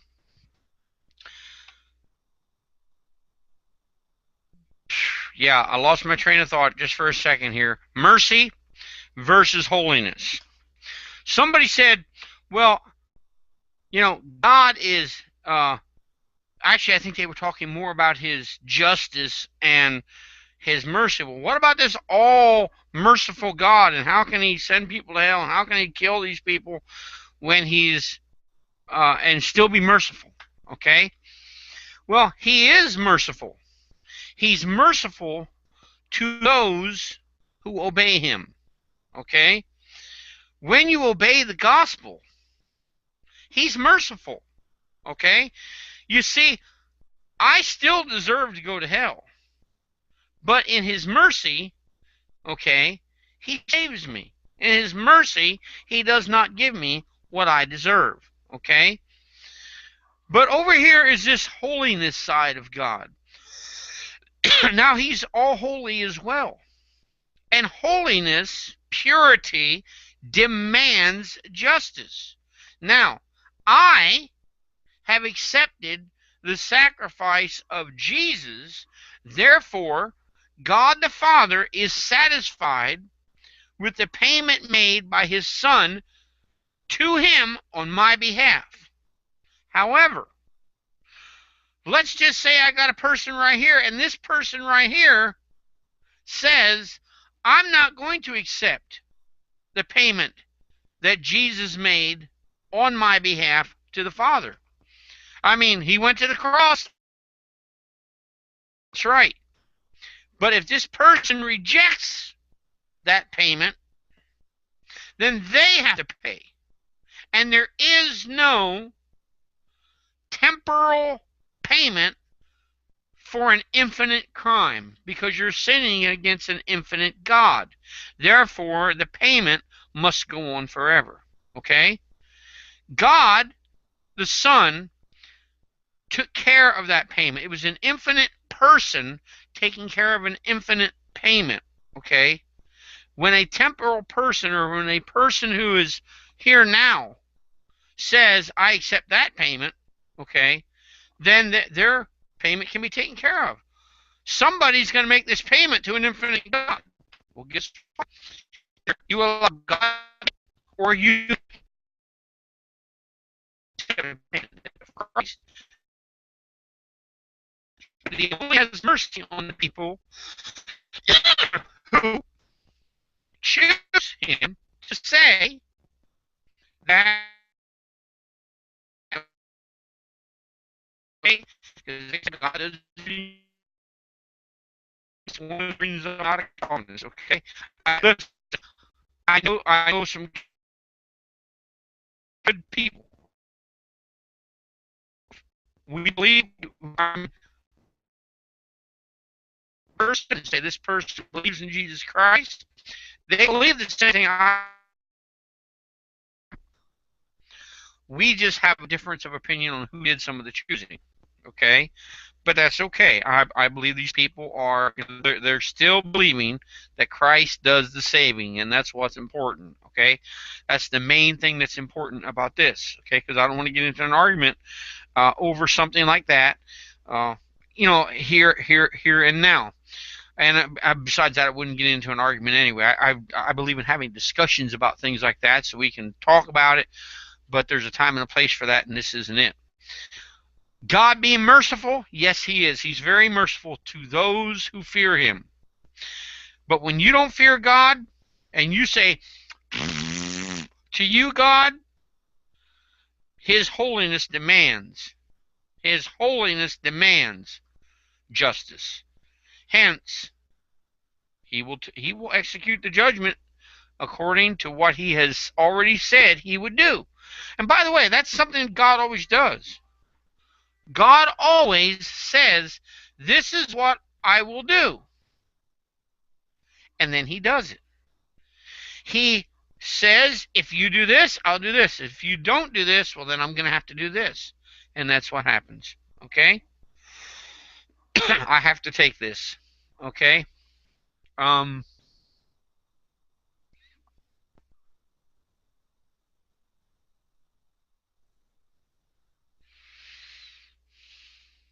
Sorry, but business is business.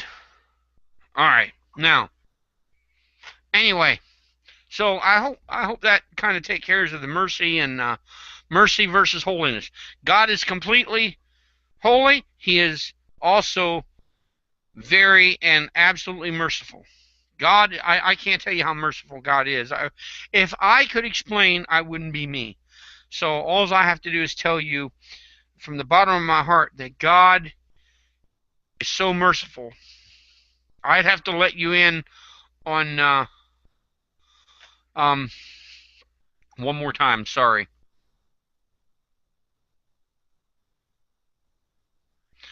I had to say thank you to somebody. They're going to do me a favor.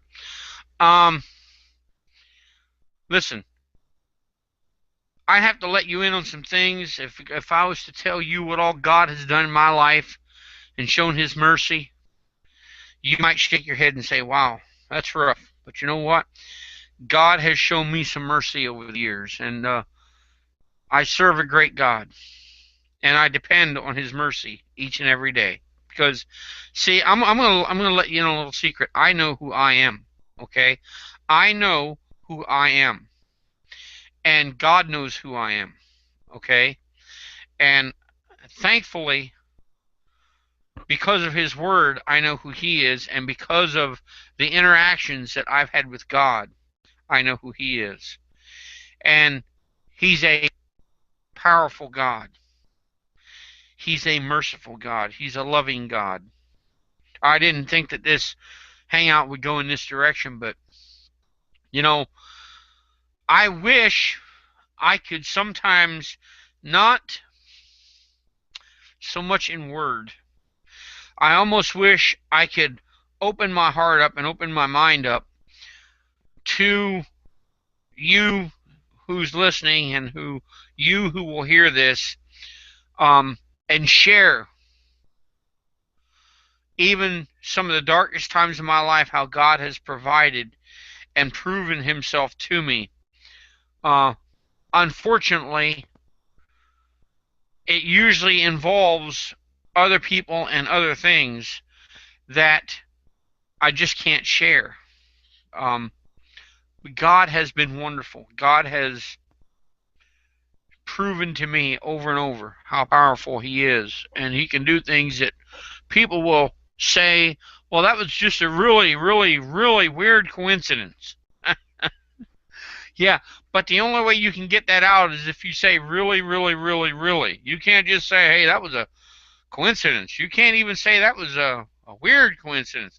You can't even say that was a really weird coincidence. I mean, you have to say it was a really, really, really, really weird coincidence, because it's the kind of thing that just doesn't happen. Of how God provides over and over again and takes care of things. And so, folks, listen, we serve a mighty God. We live in a country that, and by the way, I'm just going here for a few minutes. I said this hangout would be about 2 hours. I'm kind of, unless somebody comes in here to ask me something, I'm getting ready to wind it down here in a few minutes and go off the air. But, you know, folks, I'll just tell you like it is.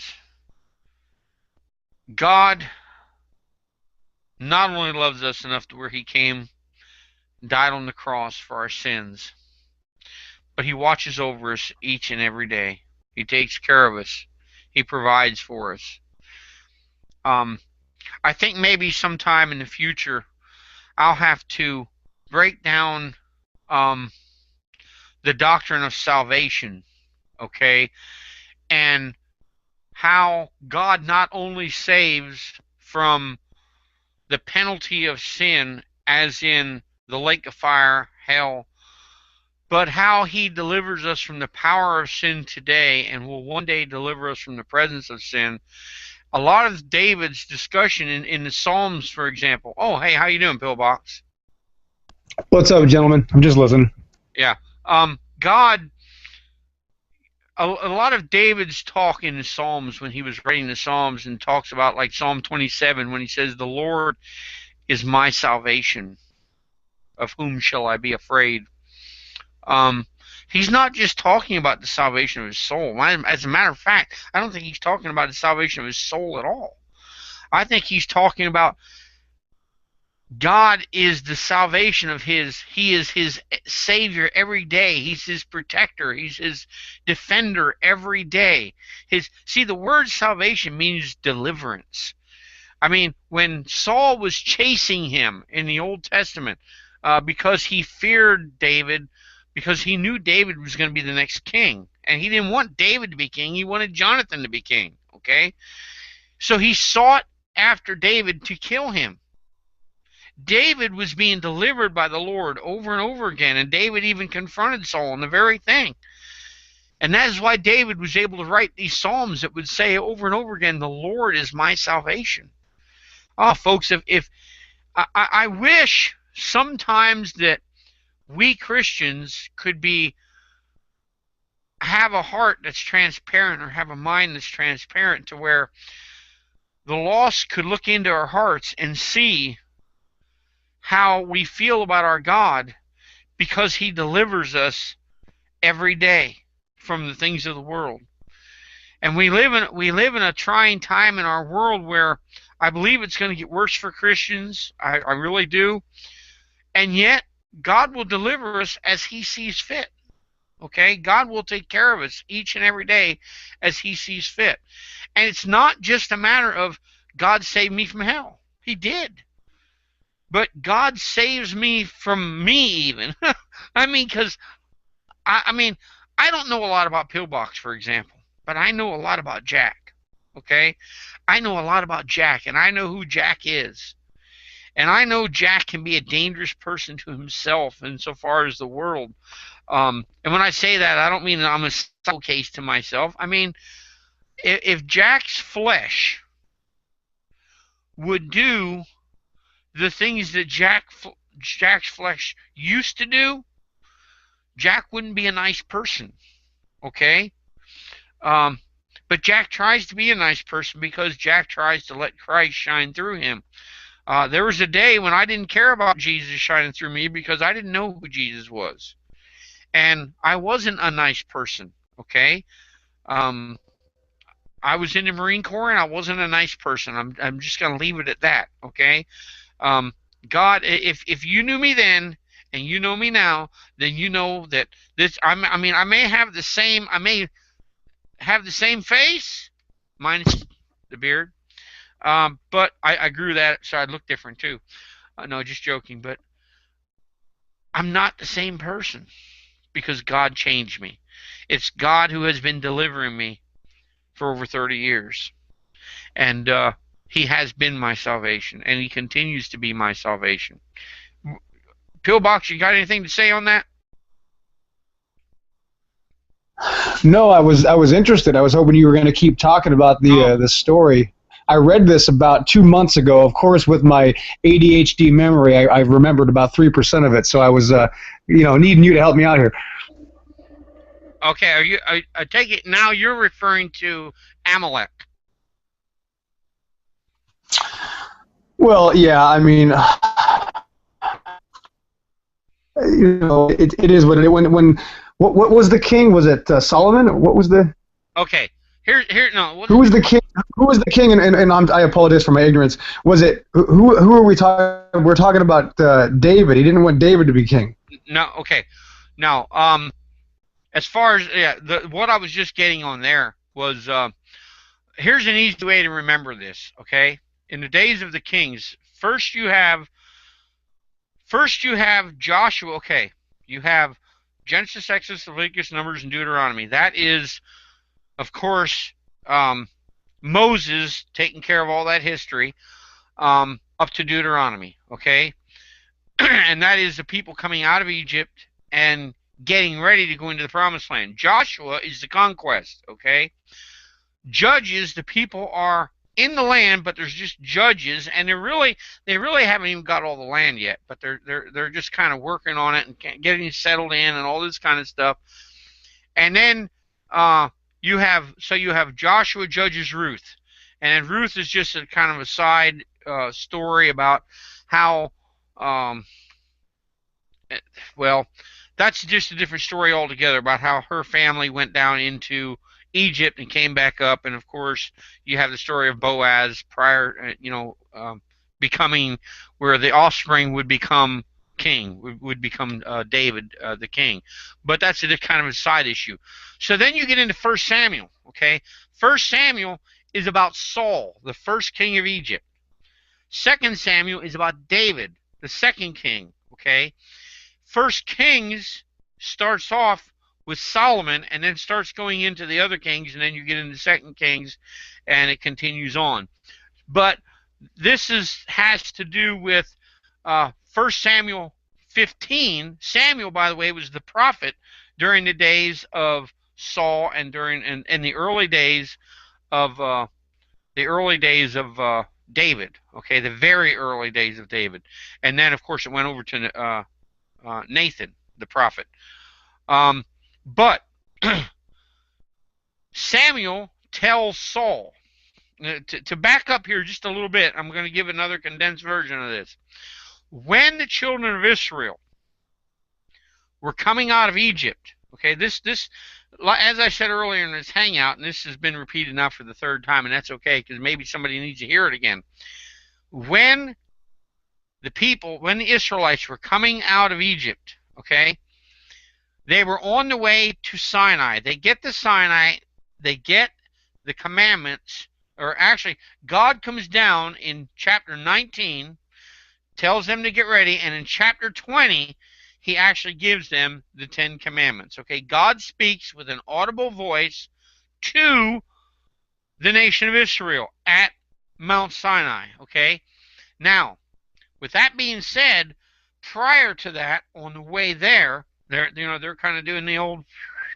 They didn't just shoot an azimuth from Egypt and go like that over to Mount Sinai. They kind of did it this way. You know what I mean? So here's the Amalekites. Amalek was watching them come on their way and said, They set up an ambush and they attacked the Israelites. And of course they looked tired and they were on a journey. And so he come up behind them and started attacking from the rear. And then Moses tells Joshua to get the army together, and we're gonna go ahead and fight these guys. And so they put kind of a hurting on them. But God says, you remember this because we're going to take care of them in the future. So they go into the land, all this kind of stuff. Now, I also gave some teaching tonight on Leviticus 18.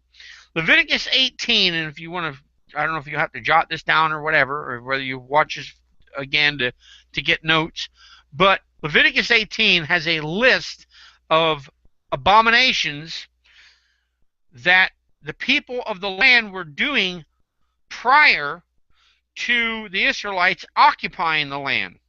And Moses gives them warning to say, I don't want you to do the things or practice the way of life that the Egyptians did, and I don't want you to do a practice of life the way the people in the land of Canaan do. I have my own set of rules I want you to follow. So don't do it like you have seen. Don't do it like the people in the land where you're going to go. Do it the way I say. Now, the reason for this, and this is God still speaking, the reason for this is because all these things are abominations, they're iniquities, and it's because of these iniquities that the land was defiled, the land has to be cleansed, and then the land will spew these people out. And actually, he says the land will vomit them out, is what he actually says. So the point is that whenever you got all this iniquities going on in the land, the only way to cleanse the land is through blood. Okay?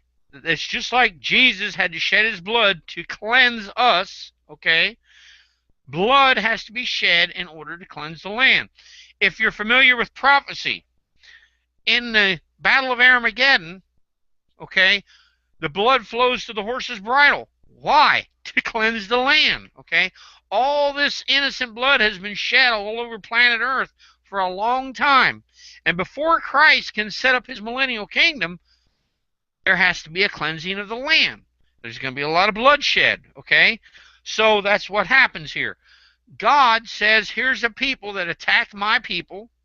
They have been conducting all kinds of iniquities, and he says, so they got to be cleansed. It's like an infection. They got to be cleansed. And so they were involved in bestiality. So not only were the people defiled, not only was the land defiled, but the animals were defiled because of the bestiality and everything else going on. So that's why every man, woman, child, ox, ass, cat, dog, it doesn't say cat and dog. Everything had to be wiped out. Because even the animals were no good for the sacrifice because the animals had been polluted. Okay? God is a holy God. He does not need a defiled animal for his service. He doesn't need it. And so everything had to be cleaned out. So a lot of people say, well, God's not moral. He's got animals being killed that didn't do anything. No, but they had something done to them and they were infected. Okay? They were infected by the sin of man, by the iniquity of man. They were infected. Now, to give a quick illustration like I gave earlier, if a pregnant woman says, I'm going to drink alcohol and I'm going to take heroin or cocaine or whatever during my pregnancy, did that child do anything wrong? No. The child in her womb? No. But is the child affected by the activity of her mother? Yes. Okay? The same thing with the spiritual decisions of a father affect the son. Because chances are, if I raise you a certain way, if I raise you to hate, then chances are you're going to hate, and you're going to pass that hate on to the next generation. And until somebody comes to somebody in that bloodline and says, hey, this hate is wrong, and can get their attention and get them to make a proactive decision to not hate, the hate will continue. I mean, does that make sense, Bill Box? Oh, absolutely, yeah. It's a lineage. So, yeah, and so that is what happens here when God talks in the second commandment of visiting iniquity into the third and fourth generations. It's not that he's sending the third and fourth generation to hell because of something their great-grandfather did. It's because a decision that great-grandfather did is affecting him. So, here's the message for everybody out there, okay? The message is, be careful of your decisions because they may affect your kids, your grandkids, your great-grandkids, and your great-great-grandkids, okay? Because it's like the battle, and I used this earlier, it's like the battle between the Hatfields and McCoys, okay? 100 years later, there's a bunch of country folk down there in Kentucky and Virginia across the river from each other, okay? They hate each other, and somebody walks up to there's the Hatfields over here and the McCoys over here, and they go, hey, any of y'all two know why you're fighting? And they go, no, I don't know why. We just hate each other. Anybody know why it started? Nope. Don't care. See, that's the mentality, okay? That hatred just keeps going, and somebody needs to sit him down and go, you have no reason to hate him, and he has no reason to hate you, so why don't you stop hating each other? But we don't like to listen because it's easy to hate. It takes a proactive effort not to hate. It takes a proactive effort to do something positive. It's very easy to get in the moment and going in the wrong direction. And so, yeah, this gets passed on. But here's what happens, and I'll make this again. You take a child. If God would have said, save all the babies, those babies would have grown up, and then they would have had been told, what? You mean I was adopted? Oh, yeah, we killed your parents. You did what? Oh, yeah, we killed your parents because they were wicked. Oh, really? Oh, okay. Goes in the little bedroom.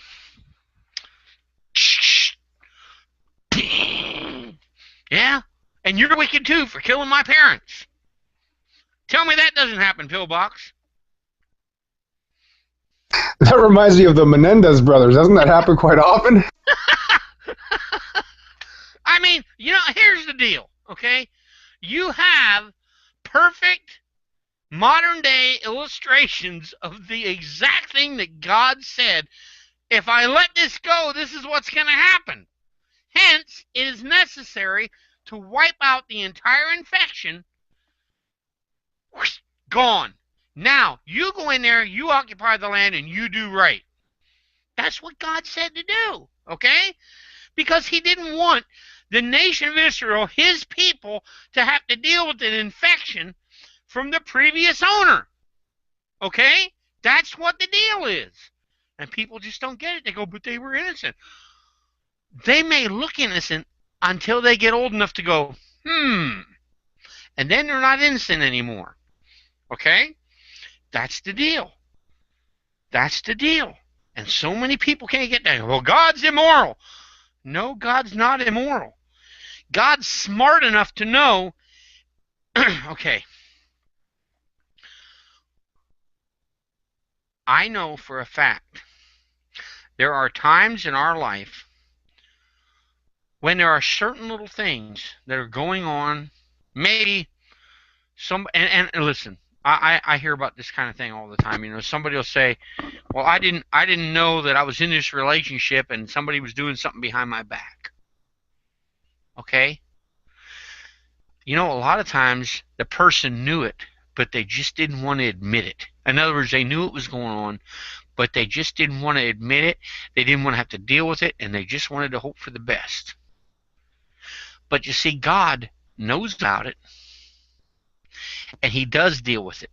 And he deals with it the best way that it can be dealt with. I'm not saying the best way he can. I'm saying he knows the best way to deal with it, and that's why he deals with it the way he deals with it, okay? See, God is really smart, and we're kind of really dumb sometimes. Because it's really dumb when you know the truth and you deny it, okay? It's really dumb when you know this is the way it is, but you go, well, maybe it'll get better, maybe it'll get better, maybe it'll get better, maybe it'll get... God simply says it like this. Well, see, I already know what's going to happen. I already know what's going to happen if I don't take care of it now, so here's what you're going to do. You're going to take care of it right here. You're going to take care of it right now, because if you don't, you're going to wish you would have listened to me later.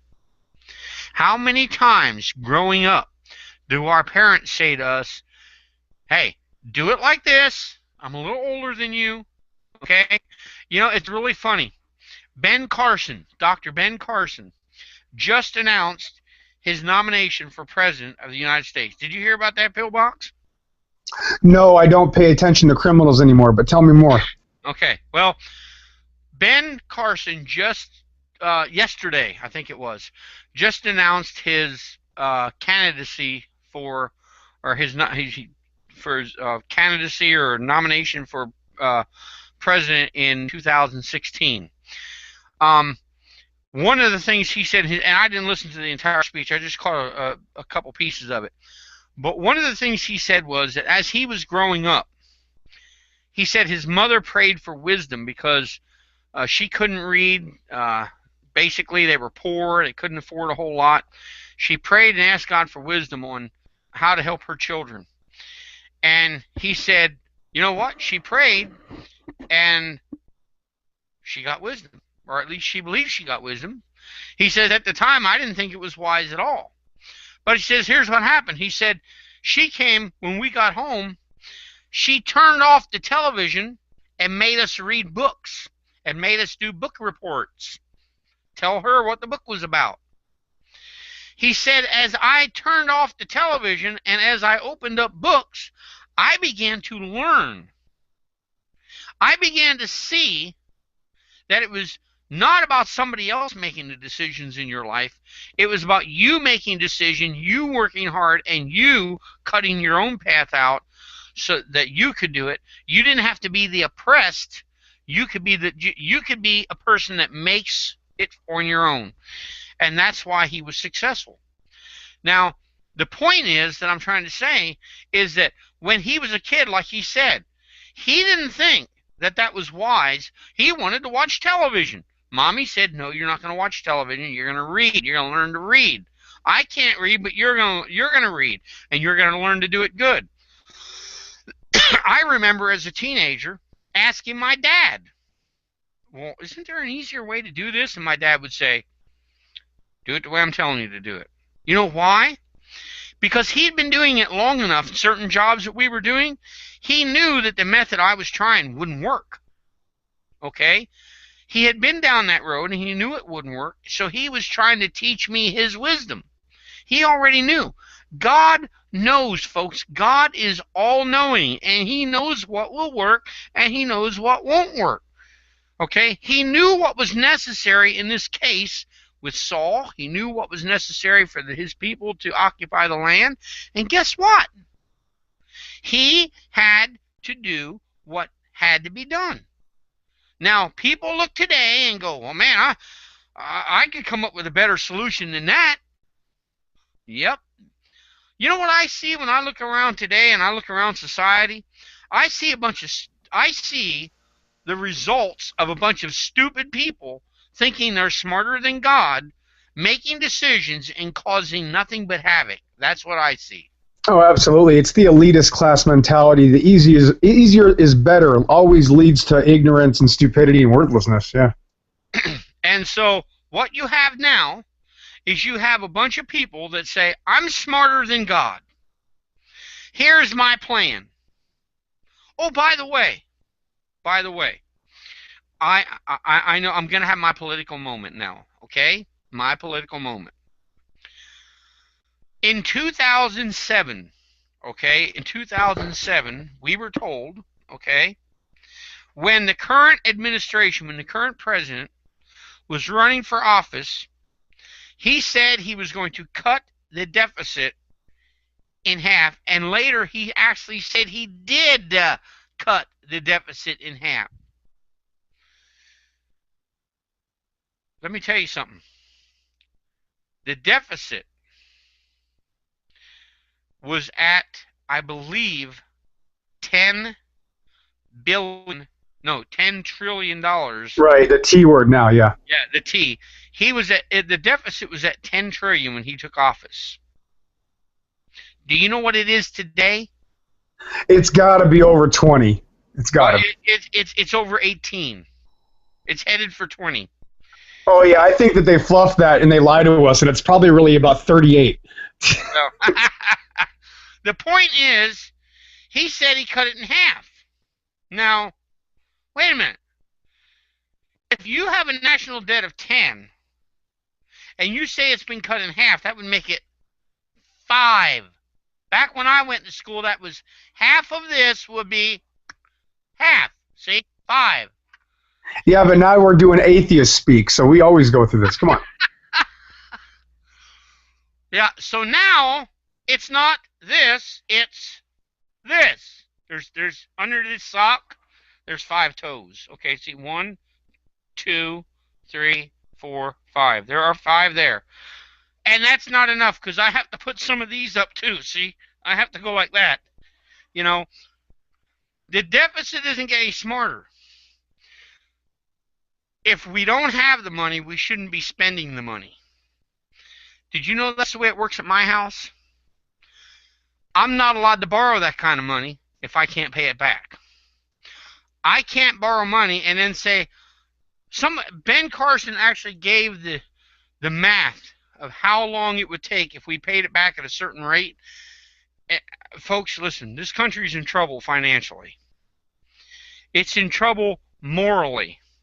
It's in trouble a whole bunch of ways. Okay? Admin put something down there. I think he may have put them. Is that National Debt Clock? Yeah. Oh, okay. I couldn't see it. You want to share that screen just real quick? Yeah, I'm looking at it right now. 18 trillion, 154 billion, 865 million, 457,630 and 46 cents. Yeah. You can't count that fast, okay? No, and that's also the fluff. Yeah. Yeah, you can't count Just double that. Yeah. Anyway, the point is, I can tell you that number is 18 trillion 154 billion. Yeah, I think he just read it off. Million. Well, actually, that's not even right. That's that's right. 865,457,000. That's trillion. So, yeah. So anyway, that's not trillion. Yeah, trillion the first one would is be trillion. right after 18. No, trillion is the 18. No. Yeah, it is. It's 18,154,000,000,000. Okay, I stand corrected. I had to look at it there for a second. You are correct. Yeah, of course I'm correct. That would be, I'm right. Anyway. Yeah, So, I say that to you go ahead, about a lot. say, I got it. Go ahead. But anyway, seriously speaking, though, folks. Seriously speaking. You got it. Did you get any of that pillbox as far as that description I gave about the whole thing of why, the history behind it and all? Oh yeah. Yeah. So I mean that was kind of the condensed version of a lot more of the stuff that was behind it, that why God had to do what he had to do the way he had to do it. Oh, absolutely. I often make atheists when we're in a discussion. It's never a debate. When you're being challenged by atheists, I will often skip to the flood of Noah to say, listen, picture, just realize he's already killed everybody once. Yeah. And there's a reason. I go, listen, guys, the way you're acting, I don't blame him. I mean, look at what we're doing. He already had to kill us once, and look what we're doing again. We're doing the exact same thing. It says right here, as in the days of Noah. Yeah. And if you don't think it's going to happen again, you got another thing coming. You're going to be real surprised, and it's going to be too late. Yeah. Yeah. I understand completely. It's a simple case that man doesn't want to admit. And by the way, just for the record, let me throw this on here since I'm having so much fun anyway. And I've talked about prophecy a couple of other times. There's a certain individual, and I won't say his name because I don't want to stir the waters too much. There's a certain individual that spends a lot of time talking about the coming kingdom. Okay?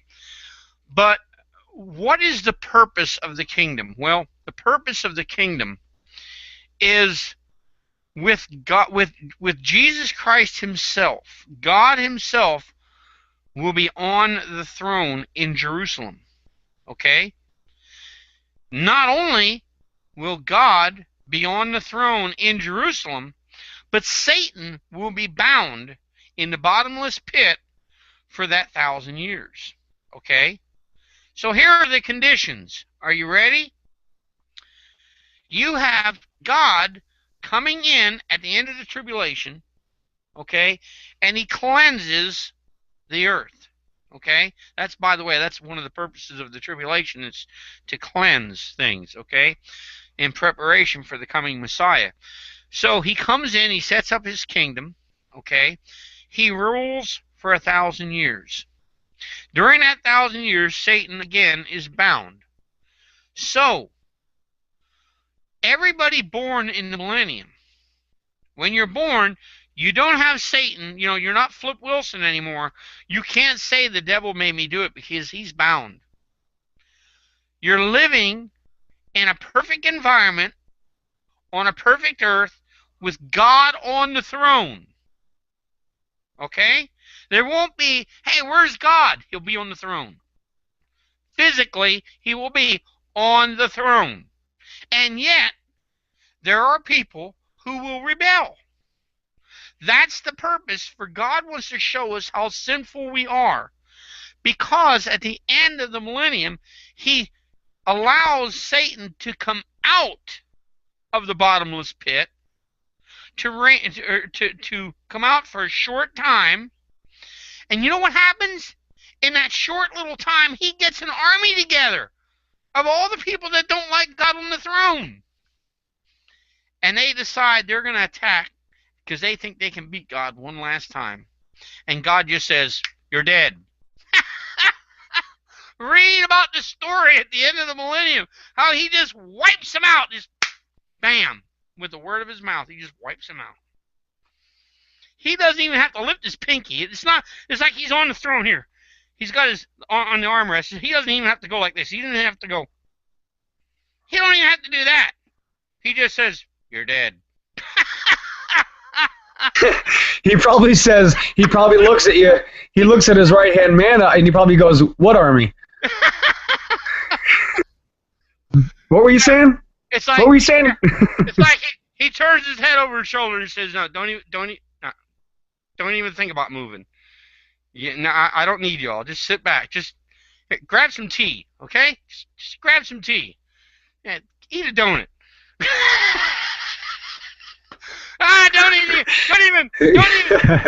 Don't even get a donut. It ain't gonna take that long. By the time you get it in your mouth, the fighting will be over. Oh, Have some pig's feet. Hey, wouldn't that make a great hangout? Discussing the final battle. It's over. Next. Yeah, next topic. You know, that was it, guys. Congratulations, it's over. You know, you've heard of it.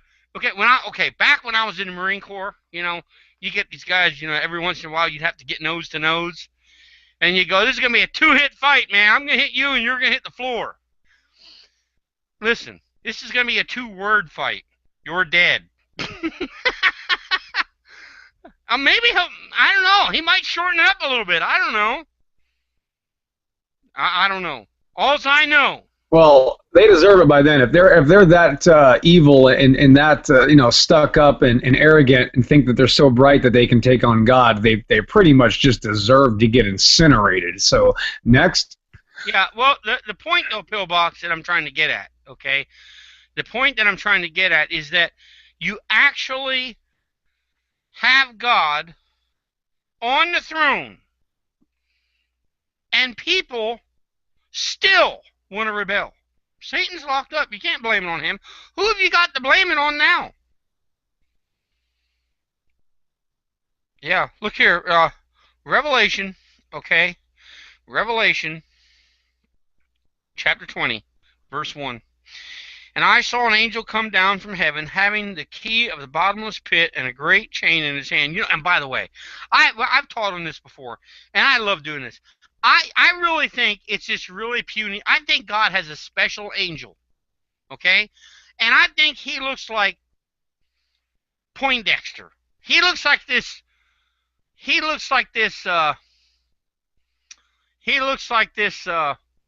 stick figure, you know, angel. A little puny looking dude, and he says, "You, in the name of God, get in this chain." And it's all he can do to hold it, you know. Hey, it says here, by the way, welcome back, Scott. You guys are still doing this. I'm just having fun now. Good. We're talking about that last battle between God and the devil, okay? Okay. And it says here, we're in Revelation 20, verse 1. "And I saw an angel coming down from heaven, having the key to the bottomless pit and a great chain in his hand. And he laid hold on the dragon, that old serpent, which is the devil and Satan, and bound him 1,000 years. I mean, how intimidating would it be for this little puny angel to just say, "In the name of Jesus, get in these chains." You know, click.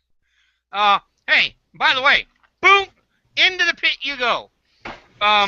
So then it says, "and bound him 1,000 years." So Satan doesn't have any influence for 1,000 years on mankind. Okay.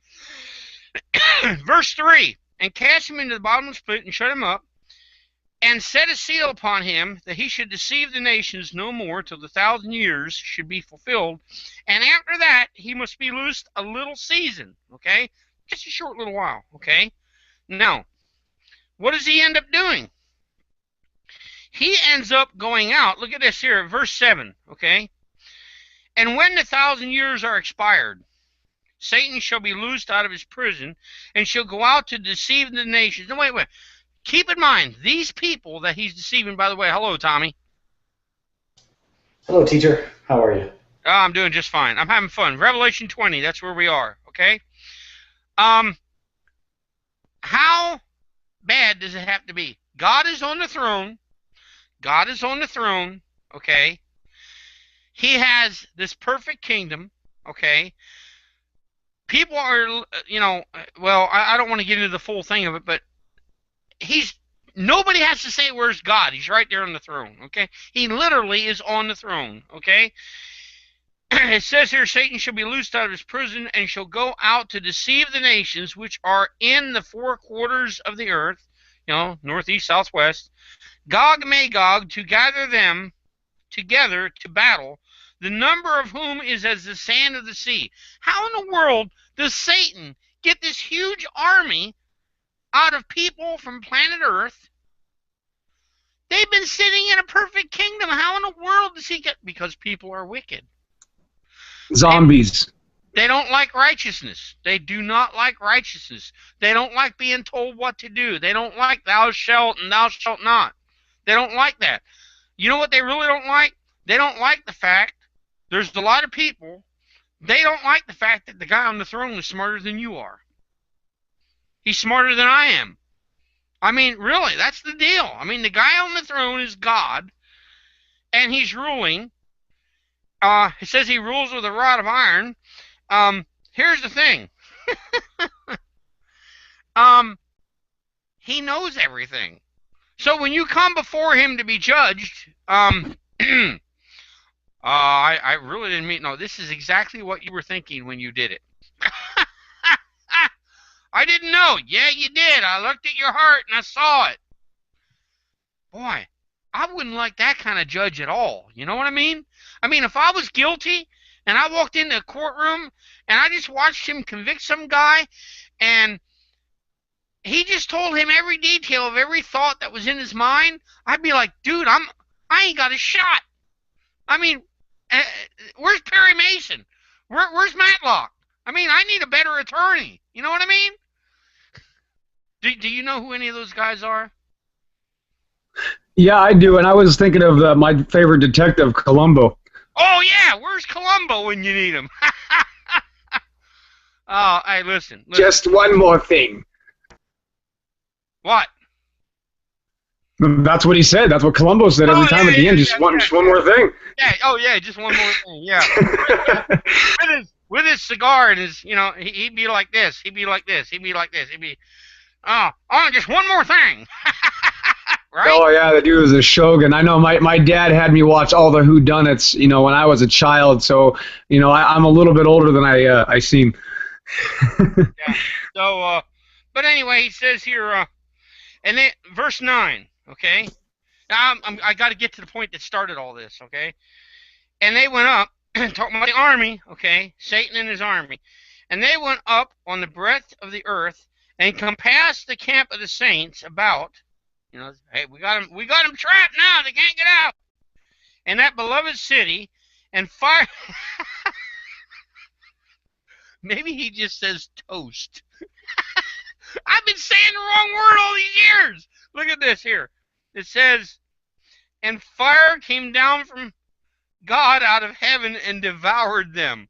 Hey, so God's just sitting here like this, and the devil comes up and says, what are you going to do now, God? Woof! That's a pretty short battle, ain't it? Yeah, it's like next. Yeah, I mean, that's what it says right there in the text. It says, and fire came down from God out of heaven and devoured them. Wow. Like, I don't think he snaps his fingers, though. I think he just says, now. Oh, man. Oh, listen. What are you thinking, Scott? I just walked in the middle of it, so I'm just kind of taking it all in. So. Yeah, me too. How about you, Tommy? What do you think, Tommy? That's exactly me. I walked in the middle of this, so.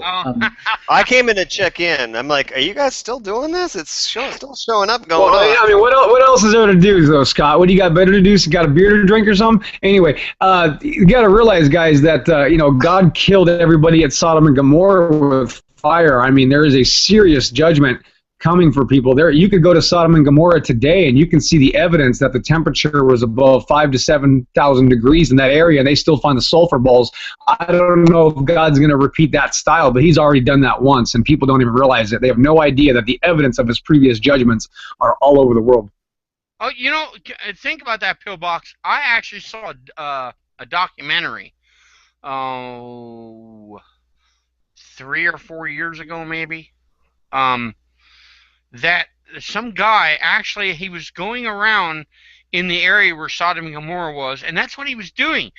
They were picking up these pieces of sulfur, okay, and they were checking the content somehow. I don't understand all that crap, but they were. Yeah, that's Ron White did that in his family, and they analyzed the sulfur, and it came back actually 10% higher sulfur rate than normal natural sulfur. It wasn't even normal natural sulfur. On flame to this ball of sulfur, and it has fuel, and it's been there for 5,000 or 4,000 years. It's more than obvious that yes, they have that. The evidence has spoken for itself. There's probably 10 hours of video. Yeah, you were breaking up really, really bad. Yeah, real bad. Yeah, bad. I heard my insult, but yeah, you're breaking up bad. I'm actually gonna have to refresh my page here because I literally am hearing nothing but robots right now. Yeah, So it was and then I'll be back. It was really bad, Pillbox, but yeah, I'm trying my best to keep a really good civil discussion going on here, and we were actually we were just helping Scott out earlier. He's not on anymore for some reason. He left the group chat. He's probably refreshing. Yeah. Okay. Yeah. There Oh he yeah, is. he Go, probably is, yeah. go back again, teacher, please.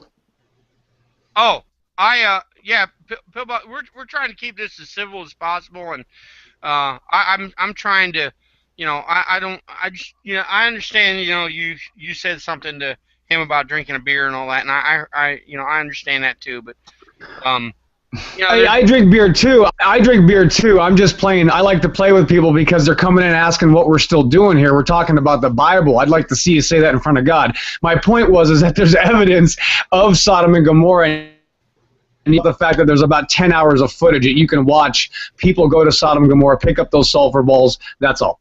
Hey, Pillbox, can I address him? I'm sorry, teacher. This is your room. May I address something quick? Oh yeah, go ahead.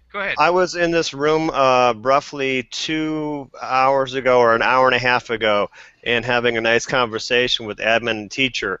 I got off to go feed my dogs to go downstairs in my recording studio to mess around. I came back in to view an instruction video on a recording device, and I decided to come back in the room.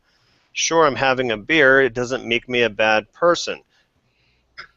No, it definitely doesn't. I'll have a beer too once I can get a hold of one, maybe in the next couple of days. I like PBR.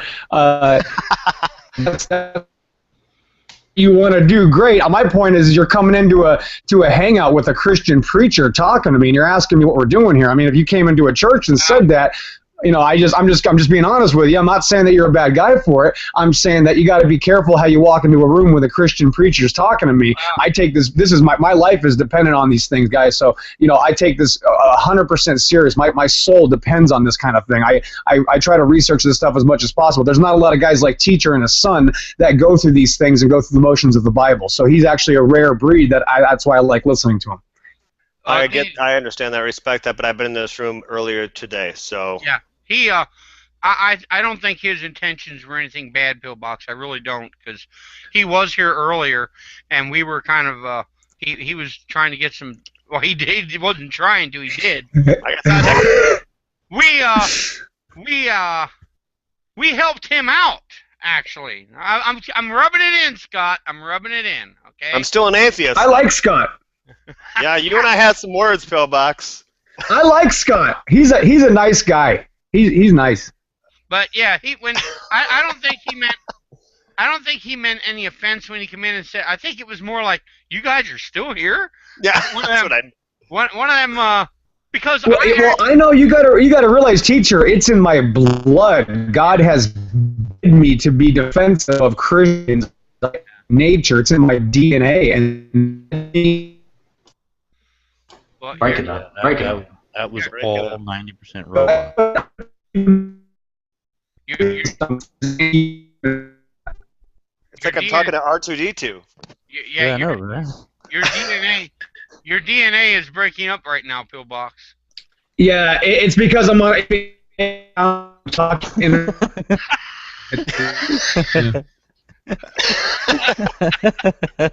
I'm sorry. I'm sorry, Pillbox. too funny. I don't mean to laugh, Pillbox, but I will say this. You made a mad teacher. Ooh. He sounded like a toy piano, like ding ding ding. Yeah, he did. Out of tune. Out of tune. Okay, Yeah. let's see if he actually can speak now. Okay. I don't know if I can speak, but we'll try to figure this out. Anyway, I piss off everybody. That's normal. Go on. No. I'm Why not mad. let me ask you, why were you bleeping out? I don't know, but it was really bad, though. It really Okay, was. It That's might why I be. was If he's asking on a him cell why phone, he... Go ahead. he might be on a cell phone. It doesn't matter. No, what we were It doesn't. Go ahead. It doesn't matter. what we were getting into was, first I was covering Amalek, and then we covered a little bit more about the reason of how God takes care of things, and then I actually got into the part of the purpose of the millennial reign, okay, and how in the millennial reign before the millennial reign you have a cleansing, just like I had talked about earlier, and then the purpose of the millennial reign is to show the sinfulness of man, that even when you have God on the throne, I mean, right now, you know, basically, and I'm not trying to pick on you, Scott, but right now you have the atheist community is saying, where's God? Prove to me. Well, one day God is going to be sitting over there in Jerusalem on a throne, and there's still going to be people denying that he's God, no matter what he does, no matter what he tells them. And the proof of this is in the fact that in Revelation 20, now Satan is going to be bound for 1,000 years, so he can't influence anybody. This is what comes out of the heart. Jeremiah 17:9 says the heart is deceitful and desperately wicked above all things. Who can know it? And this shows that man's heart is so deceitful and so wicked, okay, so desperately wicked, that even without the influence of Satan, in the millennial reign with God on the throne, there are going to be people that are going to hate God so bad, they're going to know he's God sitting on the throne, they're going to hate him so much that at the end of 1,000 years, when Satan is loosed and says, hey, y'all that hate God, put your hand up, come over here and join me, and we'll defeat him. And they go, poof, like a magnet, okay, get together with him. They surround Jerusalem. They think we got him covered, okay. We're gonna annihilate God. We're gonna get rid of him once and for all. And I was kind of joking with Pillbox before Tommy come in here, and before Scott, before you came back in here. I was kind of joking with him and saying how short this battle is going to be, because at first I said he's just going to say you're dead, but in fact, when you look at the text, I was joking with Pillbox and I said, yeah, he's going to say, no, none of y'all need to fight to his army, God to his army. He's going to say, y'all don't need to fight this one. Just, take a sip of tea or something. Just drink some tea. I think what did I say? Grab a donut. Grab a donut. Yeah. Right. Have a donut. Yeah. Have a donut. And then he said, on second thought, it's not. You ain't gonna have time to eat a donut. Okay? Because by the time you get the donut in your mouth, the fighting's gonna be over. Okay? And so God just simply calls this fire down from heaven. And according to the text, which I read, I don't know, I'll read it again just for the fun of it. It says here in verse 9 of Revelation 20, let me just back up here to verse 7. I'll read 7, 8, and 9. And when the 1,000 years are expired, and Satan has been bound this 1,000 years, according to the earlier verses, verses 2 and 3, and when the 1,000 years are expired, Satan shall be loosed out of his prison, and shall go out to deceive the nations which are in the four quarters of the earth, Gog and Magog. By the way, that area is Russia, and the area that is around Russia, okay, to gather them together to battle, the number of whom is as the sand of the sea. Where does he get these people? People that just hate God. They don't want to do what he says, God's been judging them for 1,000 years, and they're not happy, okay? And they went up on the breadth of the earth and compassed the camp of the saints about, and the beloved city that would be Jerusalem, And fire came down from God out of heaven and devoured them. That's the whole battle. And fire came down from heaven, or came down from God out of heaven, in 3 words, and devoured them. That's the whole battle. I mean, it's like, you know, battle's over. I mean, did you get that donut in your mouth? Yeah. Told you wouldn't have time to eat it. It's not even a fight. It's not even a fight. Yeah. You know, God has to show a lot of things. He has to show man how sinful he is. He has to show, during that whole time he's been on the throne, his mercy was there, his grace was there to take in anybody. Here he is, he's God on the throne, and anybody who is willing, I mean, today, I mean, Scott, I know you're the only atheist in the group here, but, you know, the truth is, Scott, I mean, here's the problem. I mean, one of the things that I deal with now, first of all, God says in Hebrews 11:6, he says, but without faith it is impossible to please him, but he that cometh to God must believe that he is, and that he is a rewarder of them that diligently seek him. That's what the Bible says. Faith is the key. Believing what God says. God says it in his word, we take it for what he says. Scientists, on the other hand, say we want objective evidence, okay? Well, here's objective evidence. God will be on the throne. And yet, even with God on the throne, ruling, proving that he is God, people are still going to say, I don't believe you. Does that make sense to you, Scott? Well, it kind of does, and it kind of leads into our topic for, I just got show notes sent to me for tomorrow's episode, which we record on Thursdays, we air on Sundays. We're going to be kind of talking about basically the temptation of the devil and why hell would be bad if you sin the way the devil wanted you to. So why would hell be a cool place? So we're going to be kind of getting into that tomorrow a little bit. Okay, no, wait, you just said that hell would be a cool place? Well, I'm just reading the show notes, so please forgive me. So wait, I got it, Scott. You just work there, right? What's that?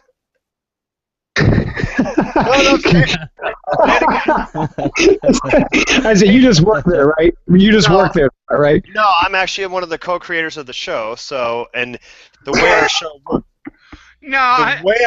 Teacher, if I could explain to him real quick. Oh, go ahead. The way our show works, Pillbox, is that each host takes a week to have a topic. It's not my topic this week. So I'm just getting news in what our topic's going to be by my other co-host. So if you want to go ahead and view our show Positively Godless, go ahead. It's youtube.com/positivelygodless. Would love to have your reviews of the show. And maybe have you on as a guest, because G-Man came on as a guest, and we had a ball with him. It was a fantastic show. I have to throw a comment, though, out about what you just said, though, because I understand the... sometimes I have a shortage for words. I don't get into a lot of the philosophical stuff, but I'm trying to get the right word here. So I sometimes, when I get outside of theology, my vocabulary goes sometimes. Mm-hmm. I understand, shall I say, the gist of the statement of it'd be a cool place, because the intent would be that if Satan is there and it's nothing but a bunch of lost people there in hell, then it ain't going to be bad. But I think somebody's missing the point, okay? Because, you see, Satan didn't design it. That's the problem. Satan did not design hell. Who did? Well, God designed hell. Okay. Yeah, not only that, Scott, you got to realize hell gets cast into the lake of fire, so you want your sunblock 5000, just warning you. Well, thanks, Pillbox. But here's the thing, though, and you know, I'm trying to keep this, you know, I don't want to, I'm not trying to insult anybody. I'm trying to be really honestly sincere, okay? The fact of the matter, okay, is that there is a text, and I'm going to have to look this up because I know I'm not familiar enough with it to just go to the scripture and grab it. I'm going to really, this is one of those times when you did something to me, Scott, that not many people can do. You made me think of something where I know that it's there, but I'm going to have to look it up because I can't pull it off the top of my head. But there is a text. Maybe I can. Maybe I can use my head and my computer. I'll talk to you as I'm doing this. I'll multitask. There is a text in the Bible that says that, or gives reference to the fact, let me put it to you that way, that gives reference to the fact that that God is actually going to use the power of Satan to fuel the lake of fire, where actually the fire that comes out of him is actually going to be the torment, because he's that powerful. And I've heard this approach before. I don't know if it's true or not, but here's the point, and what I say, I get the gist of the statement. However, even though I get the gist of the statement, the purpose of the lake of fire is to torment. Okay? Now, I know that people probably think it's going to be this really big party where you go to and it's all cool, it's all good, there's not going to be any Christians there, we don't have to hear about Jesus anymore. That's not the point. The point is, if God isn't real, then that means Satan isn't real. The problem is Satan is there as a continual reminder that God is real. And for all of eternity, you get to spend, and I'm saying you loosely, the lost person will be in hell with the knowledge that Satan, the one who deceived him, is there with him. And since he is there, he will every occupant of the lake of fire will go through the torment forever of knowing that they could have accepted eternal life through the shed blood of Jesus Christ, and instead they are eternally tormented in a flame. And the description of the lake of fire and the torment that Jesus gives and that the Word of God gives means nobody's going to be having a good time in hell.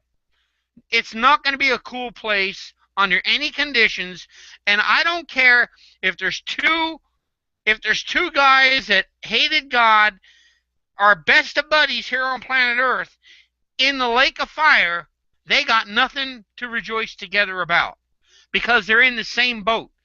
I mean, I don't know if you've ever seen, and here, I just got a graphic picture in my brain here to kind of illustrate something. Are you familiar with Steven Seagal? Yeah. Okay. Did you ever see his movie Under Siege? No. Okay. The movie Under Siege is about him being a chief petty officer. He is a cook on an aircraft carrier, okay? Mm-hmm. And what happens is the bad guys come in and basically hijack this naval ship because they want the missiles that are on the ship. And so they don't know he's there, and he is fighting the bad guys, obviously. But one of the things that the bad guys do on this boat is they take the personnel and they put them into a compartment in the lower front part of the ship, and they seal it, and then they turn on the sprinklers inside that compartment in order to make Steven Seagal, the character he plays, in order to get him to go and rescue them so that they can kill him in the process. But they turn this camera on of this flooding compartment with all these sailors in there. And what they're doing is, these guys that were all just getting along with each other 30 minutes ago are now all but killing each other in order to get up high so they don't drown. And in hell, it's going to be that same effect. You see, there's no more friends in hell because everybody's on fire. And nobody cares about the guy next to him that was his friend anymore, because the only pain I care about is mine. Misery loves company, but when misery gets to be so great, all you care about is your own misery. You don't care about his misery, you care about your misery. And so hell, the lake of fire, is not a cool place. And I hope you understand that. I mean, according to the Bible, what the Bible teaches is what I'm saying. And I'm not trying to be aggressively offensive to you or anybody else. I'm just trying to say that I've heard so many people say hell's going to be a wonderful place because we don't have to put up with Christians there. That may be true. You don't have to put up with me. But what you do have to put up with, you're going to wish I was there, because I will be nice compared to everything else. Does that make sense to you? Sure, and it makes absolute sense. And again, in my defense, since my co-hosts aren't here, I haven't recorded the episode yet, so I have no idea how it's going to go. Yeah. No idea what the discussion is going to be. And that's kind of what we have. And what I've recently discovered is that our show has kind of been like a glorified therapy session. We really don't talk about God, the Bible, or anything else. We talk about our lives. We talk about things in the news that tick us off. And it's not just the religious side. I think in episode 2, we beat the crap, if I could say that, out of atheists. Yeah. We rang them through the ringer for their behavior. So we just talk about things in the news and how we perceive it as 3 co-hosts. That's it. I mean, we live our lives. We're all, 2 of us are married, 1 of us is not, but we're all have families. And I don't know that I'm proud of the show. Yes, that's my curious question. I'm sorry? Said, I'm curious, are you all atheist? Yes. Do you have to be an atheist to be a person in your show in regard to hosting wise? No, it's just the 3 of us, but we have guests on. We've had 2 guests on who are both evangelical Christians. One you know very, very well, named G-Man. Another one was a radio host here in Minneapolis. Mm-hmm. Although I just asked that because obviously sometimes people have a way of trying to pry into a business or try to pry into saying or doing certain things. But the thing is that a lot of people don't understand is you guys, from my perspective, and anybody that knows me knows I just say what's on my mind. You guys that I'm aware of, you guys are you were correct when I first met you by saying the fact of you bash atheists more than you do Christians. I will take that and wholeheartedly cash that in the bank. But by the same token, you have a label of being an atheist, that the label atheist is the most, if I may say so without being rude, the most arrogant word you could possibly have as a religion. And you may claim it's not a religion, but it is. Because most atheists, they just say, oh, we know, and they have no proof to back anything up. Because if you talk to like Tommy Hall over here, he can educate you far more on soil than a lot of people can. I mean, I can educate you on soil probably more than a lot of people can. But what I'm trying to say to you is a lot of atheists will say, oh, yeah, we know this, we know that, we know this, but they don't have no proof. Do you get what I'm saying? Sure. Have you watched an episode of our show yet? Actually, I watched about 5 minutes of one, and I was actually going to bed. So I turned it on to see what it was like, just to see if you were telling the truth. And obviously, you were, so I decided, you know what, I'll watch this later. So I put it on my watch later list, and when I get back on YouTube, I'll be sure to watch the rest of that. But yes, I actually did start to watch one. And just for a quick plug, I recorded and sang and wrote and played all the instruments on the theme song. Nice. I had to put that out Why there. do we just keep giving you airtime, man? Why do we keep doing that? I mean, Because you love me. Because I am say so much. I love you. I mean, Yeah, well, you like me. You know, because I'm so different than the drunken peasants, which just disgust me. That's the point. You know, I'm sorry, maybe I shouldn't have said that, but as so many other shows have kind of disgusted me, where it's bash, bash, bash, bash, bash, and we don't want to do that.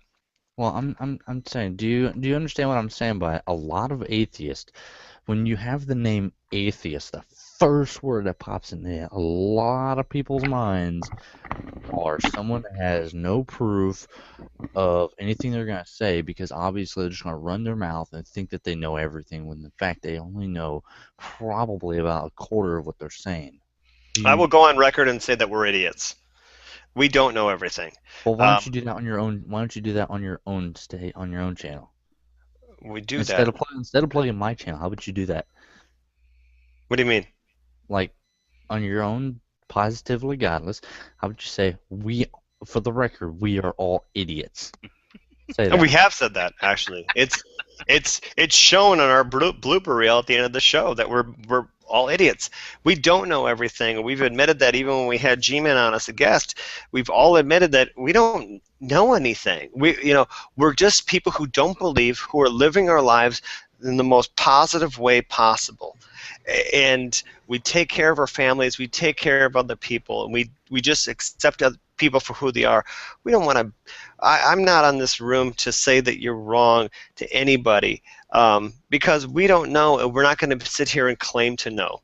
We're just. But how can you have any sort of confidence in your position if you don't know? Because I think our show is not position based. Our show wasn't position based. I think what Tommy Hall just was trying to ask was, if you have no base or no foundation, how can you be proud of something? What do you mean proud of something? I'll let him explain that, since he obviously knows where he was going. Well, I mean, I'm just talking to you personally as a person. Sure. And I think that's an intellectually honest position to say, well, it's not that you don't know anything. It's just, a lot of the big questions, like where we came from, why are we here, where all the atoms and energy come from, and how did life get started, all this stuff, we don't really know the answers to. And maybe that's what you're referring to. If so, I think that's an intellectually honest, position, especially for an atheist. We don't know. So, I'm not going to claim to know. I'm not going to claim to say, hey, abiogenesis is right or the Big Bang's right. We don't know. But okay. So with that in mind, I'm just saying, how can you be sure, since you don't know about any of that stuff? How can you be sure about your atheism? Because the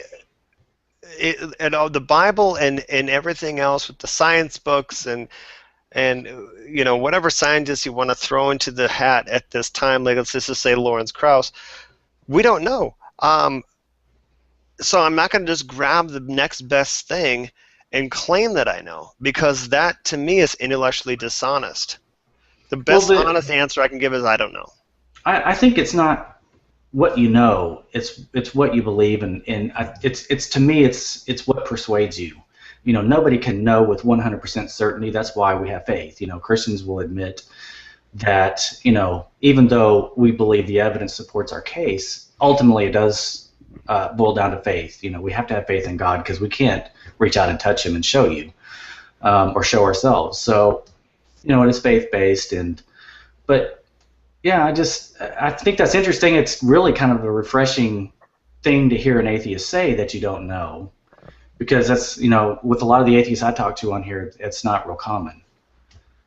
Sure. But I think that kind of really is a sort of a slippery slope for your position.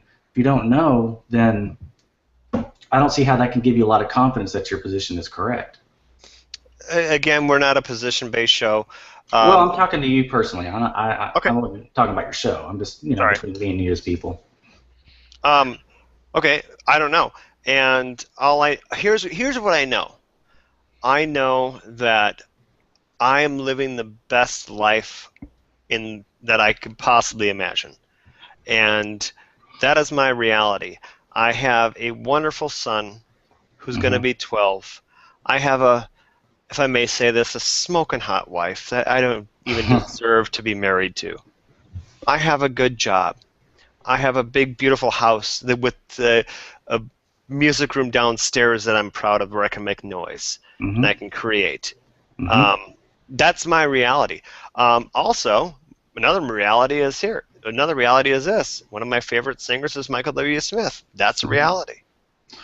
You know, one of the things that a lot of Christians, especially me, we come to the realization that, you know, because I have a lot of that stuff too. You know, I do well and I have a beautiful family and all that. But, you know, the things of the world, the physical things, ultimately are pretty empty. And I don't mean my relationships, but things, you know, like the toys and the guitars and I record music too, and all that stuff is great.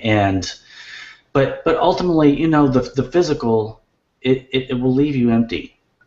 And you know, I searched for a long time for truth and you know, things of the world. It just never fills your heart. You know, there's a little place in your heart that can only be filled, I think, with the blood of Christ.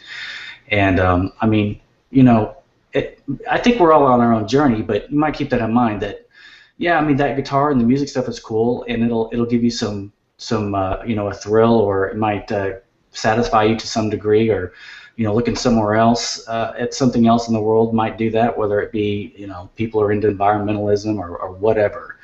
But you know, ultimately it's all, you know, meaningless. Not that your kids or wife are, but all, you know, all the stuff, the physical stuff of the world is sure, the really, toys. The toys are meaningless. Absolutely. Yeah. I've lived without the toys before, and I can live without them again. Or I mean, even things like sex or you know, money, all that stuff, all this material stuff is really, I mean, it gives no lasting anything really. Sure, I concur with that 100%. It makes me think of there's a band called Sugarland. I'm not sure if you know who they are, but it's a country band, and I'm not saying I'm into country, but there's a song that talks about that, and I can't think of the title right now, but yeah, it's just about who loves you and who cares about you and who enjoys you as you. Isn't that weird though, that you know, of all the things, that seems to be a common theme among everybody is love. It all comes down to love. Absolutely. And it just seems really odd, doesn't it? You know, that, you know, this existence of all the things it does have to offer, that people really keep coming back to love. And it seems like, to me, it's something that's innate. You know, it's something that's within us that's searching for that. You know, that's really the only thing that does fill us is love. And so I would think, you know, as an atheist, you might acknowledge that anyway, that there's something about this existence that we're yearning for that or longing for that. And that should tell us something, I think. Yeah, and I think that's what really ticks me off the most about people who are non-believers, is that they ignore. They just want to. Trolling is a big word within this community, with your community. That's not what I'm about, and unfortunately, Pillbox isn't here to hear this, because maybe he'd be less quick to judge. You know, people are people, and people need to take care of each other. I think that's what's the important thing. And if there's a God, there's a God. If there's not, there's not. But at the end of the day, are we caring for each other? Are we taking care of other people? And are we being kind to one another? I think that's the biggest thing. Well, that's what Jesus taught. Ultimately, that's what his major the major theme was: love your neighbor as yourself. I mean, so right. I agree with that. Yeah. So you're kind of borrowing that, but nothing wrong with that, because, you know, that's what it's all about, is loving your neighbor, treating them nicely, not raping and killing and, you know, stealing from them, lying to them, you know. But yeah. But yeah, go ahead. No. Go ahead, Tommy. Sorry. I was just going to say, even that in and of itself, all of that is great, you know. But it's still, it's still not enough. It's still not enough to not lie. It's still not enough to not steal. There's something more to life than just simply, not doing the things that are destructive. That's where love is a positive thing, and I would suggest salvation is the ultimate in love, and that's what we're made for, is to live in glory, I believe, with Him. And that's why Christians, that's why when you talk to Christians online, we always get back to spreading the gospel, to talking about the gospel, because that's what we love to do. We're commanded to do it, but we love doing it. And so, See, that's where the issue is, and I know you have a question for teacher, so I'll keep this pretty brief. The way that my worldview is this: what bugs me the most is that me as an atheist, me as a Christian, me as a white man, me as a black man, why do we have to label ourselves as such? Why can't it be me as a person? That's what, to me, would make the world a better place. Me as a person would X or Y. Well, I think the answer to your question, Scott, is that when I go to the store, okay, and I'm going to make a particular meal, okay, if I'm going to make chicken corn noodle soup, okay, I need to look at the label of every can, because I don't want it to be chicken pea noodle soup. I want it to be chicken corn noodle soup. And so it's not just the fact that it's a can. It's not just the fact that it's got vegetables. I want to know what's in it. And as a person, it's not just that I'm a person.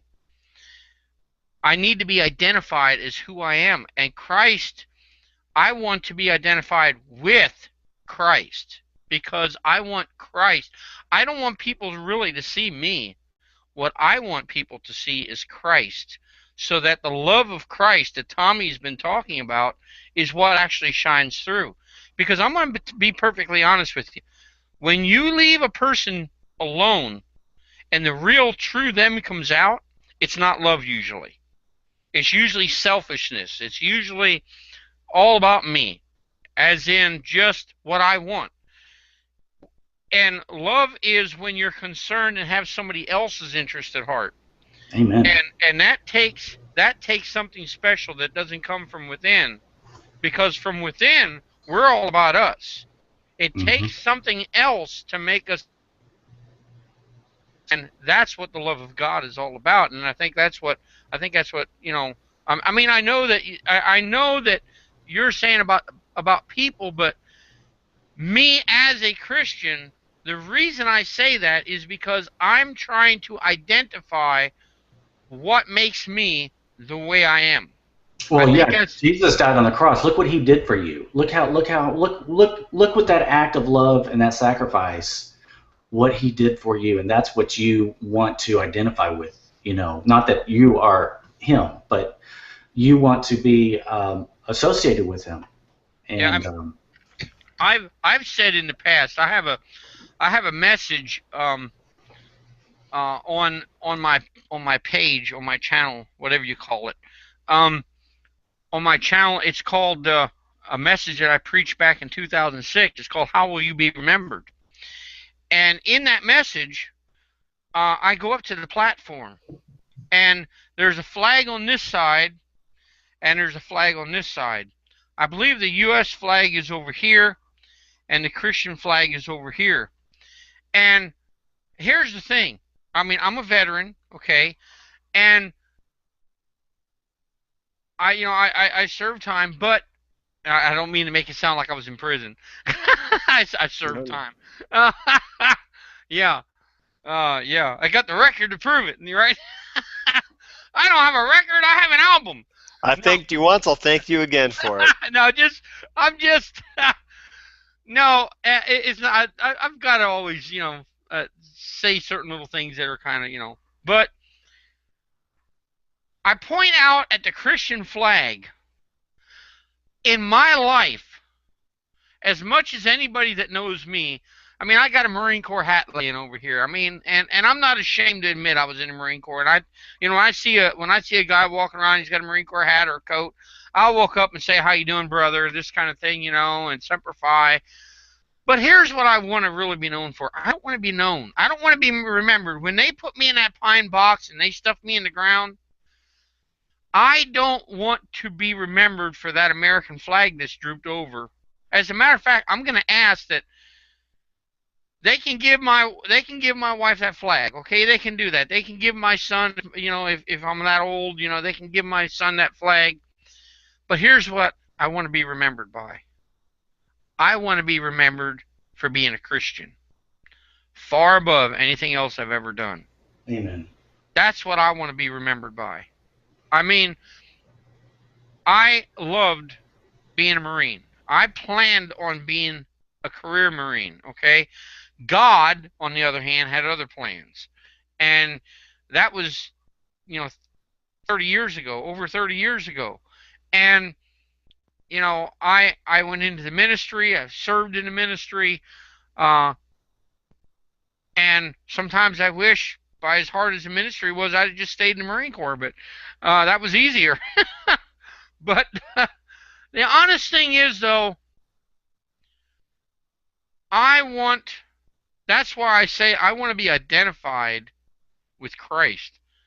I want to be identified with what He has done for me and through me, and hopefully what He's still doing, for me and through me. And that's how I want to be identified. I don't want to be identified as just me, a person. I want to be identified as a person who promotes Christ. That's how I want to be identified. And I don't even, not even as much with my mouth as when people say, "Who's teacher?" in this Google Plus, who's teacher? Well, he's a Christian. He's a, I don't want the first thing out of their mouth. Oh, well, he's all big old loudmouth. That's all he is. Now, I know there are some atheists that will tell you that. I mean, I can rattle a couple of names off that will tell you I'm just a loudmouth. Okay. They don't like anything that comes out of my mouth. I mean, they just find me irritating, abrasive, all those positive words. Okay. And then there's other people that find me cordial and they can have a conversation with me. I can have as a matter of fact, do you know who Pillbox is? I mean, not Pillbox. Hogtie. Do you know who Hogtie is? I do. Yeah, Hogtie and I were in a conversation here a couple of weeks ago, I think it was. And we were laughing during the entire discussion because we said, this is just all wrong. He said, you're ruining my hangout. I'm going to have to shut it down because we're agreeing too much. We're getting along too much, Yeah. I mean, we're supposed to be arguing, Carlton and I can't think of his last name. I was trying to invite him earlier, and I just couldn't remember his whole name to get him to invite him. Him and I have had some wonderful discussions. See, when people say, "Who is this guy?" I don't want them to just talk about me as a person. I want to be known as how I positively, just like your title here, positively godless, I want to be positively Christian, so to speak. You see what I'm saying?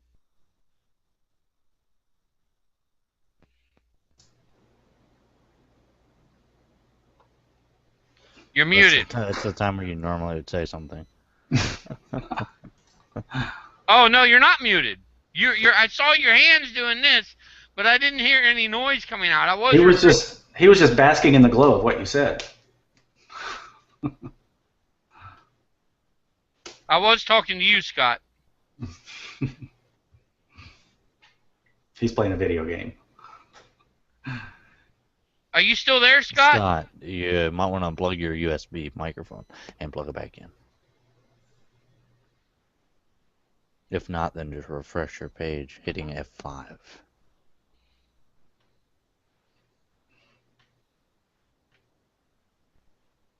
No. Yeah, I don't hear you. No. No. No sound. Refreshing You your know, page. you know something about Scott is, and people like I him. can't hear you. Can you hear me? I Yeah, hear you, yeah. Tommy. There's someone like him who's an atheist, and he's got his own show, and I don't know how famous he is, but Say something, Scott. he's out there.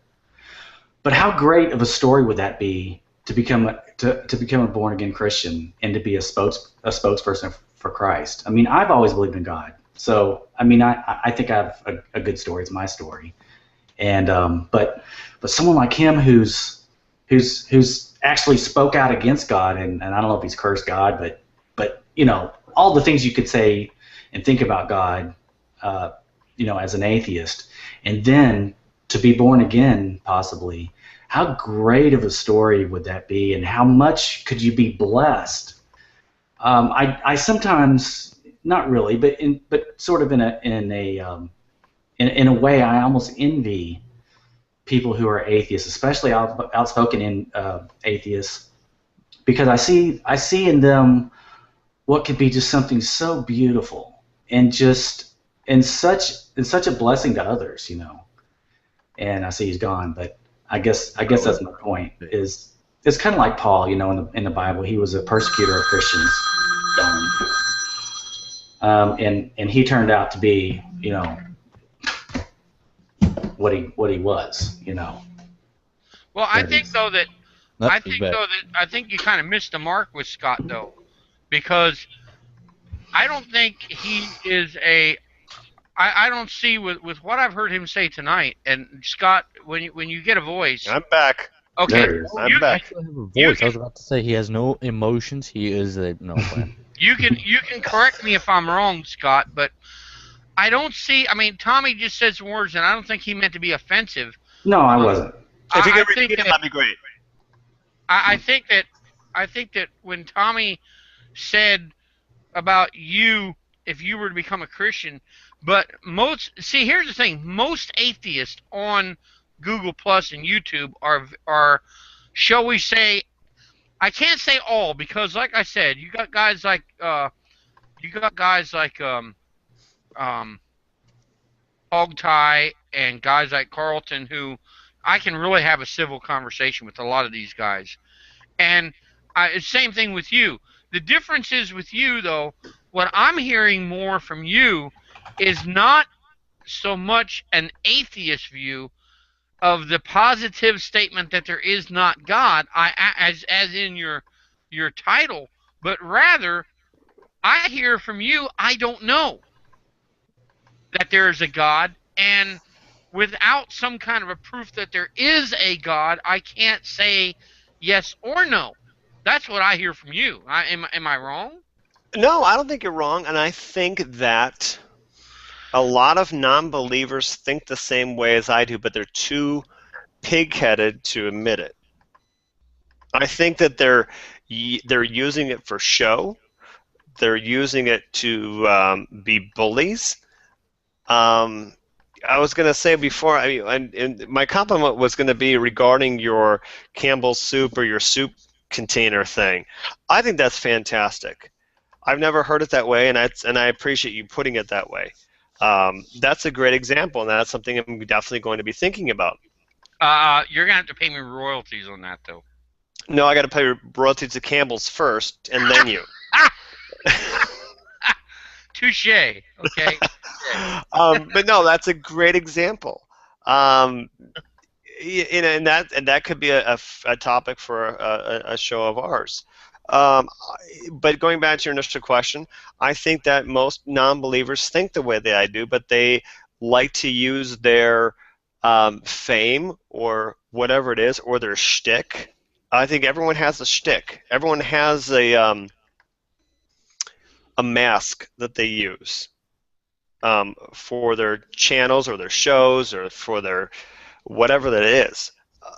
We want to be as honest as possible. I'm just a guy. Go ahead. What you see here is what you get. Good, and I appreciate that.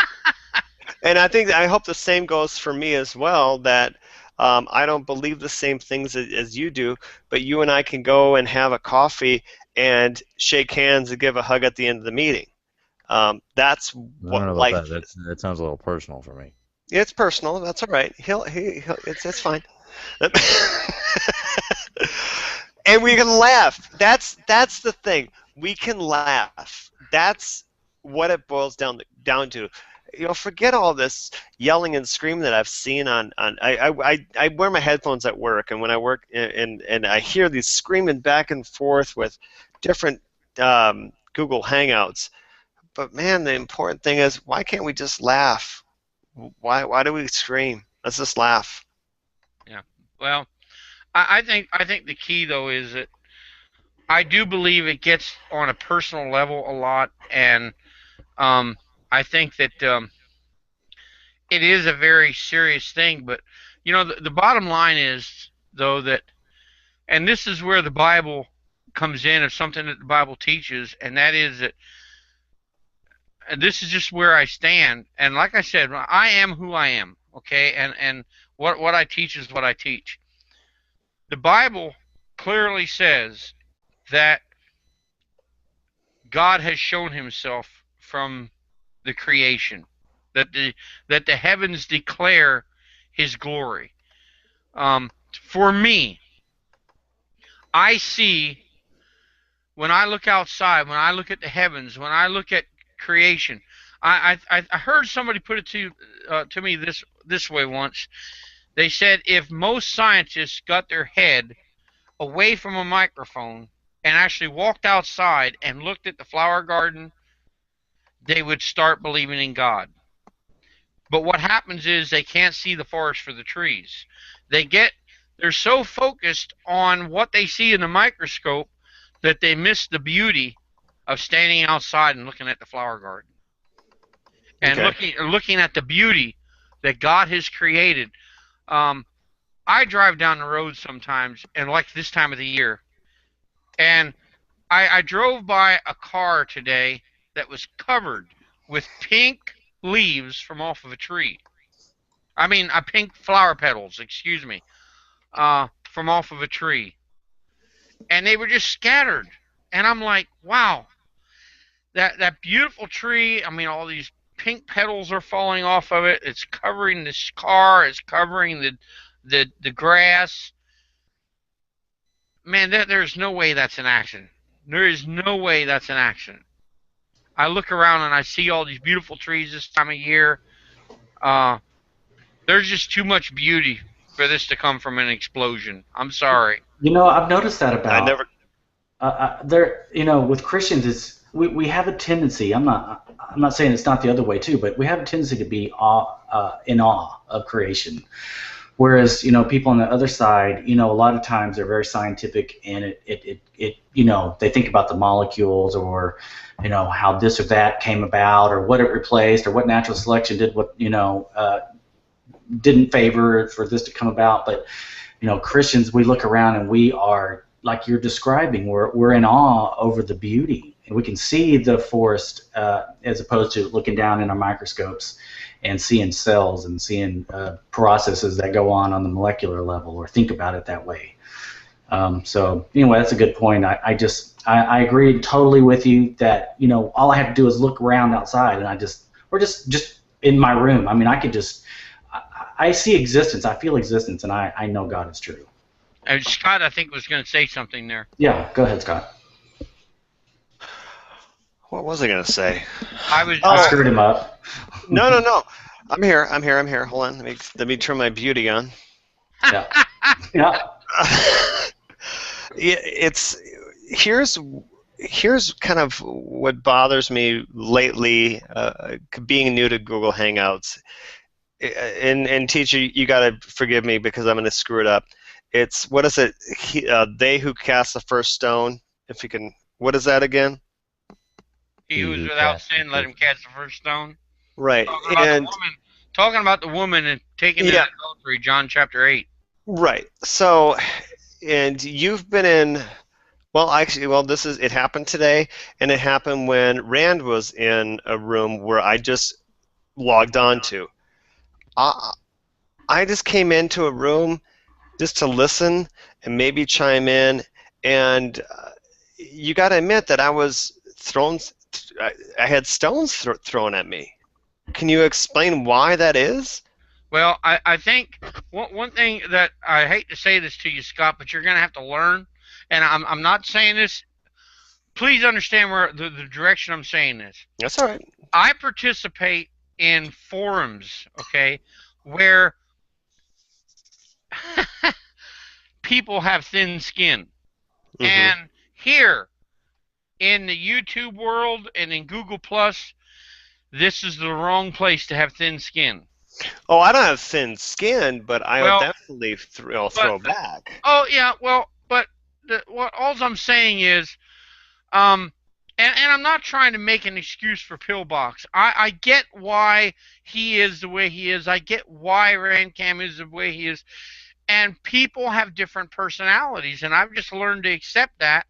And that's why I kind of came to your defense a little bit to say, hey, I don't think that's what Scott meant when he came into the room and said, "Oh, you guys are still here." It wasn't, you No. guys ain't got nothing better to do. I mean, hey, man, at least I can have a. That wasn't your intent, and I knew it. Okay, But he's not here anymore, which is weird. Yeah. I understand that, but all I'm saying is though, Scott, is I think as well as giving other people the benefit of the doubt, and other people don't maybe that should do it and don't do it, and we need to do it as much as we can, and then we need to be willing to maybe absorb a little bit from other people, because just understanding but again, that takes a while sometimes to learn who the individual is, and there's I'll give you a prime example.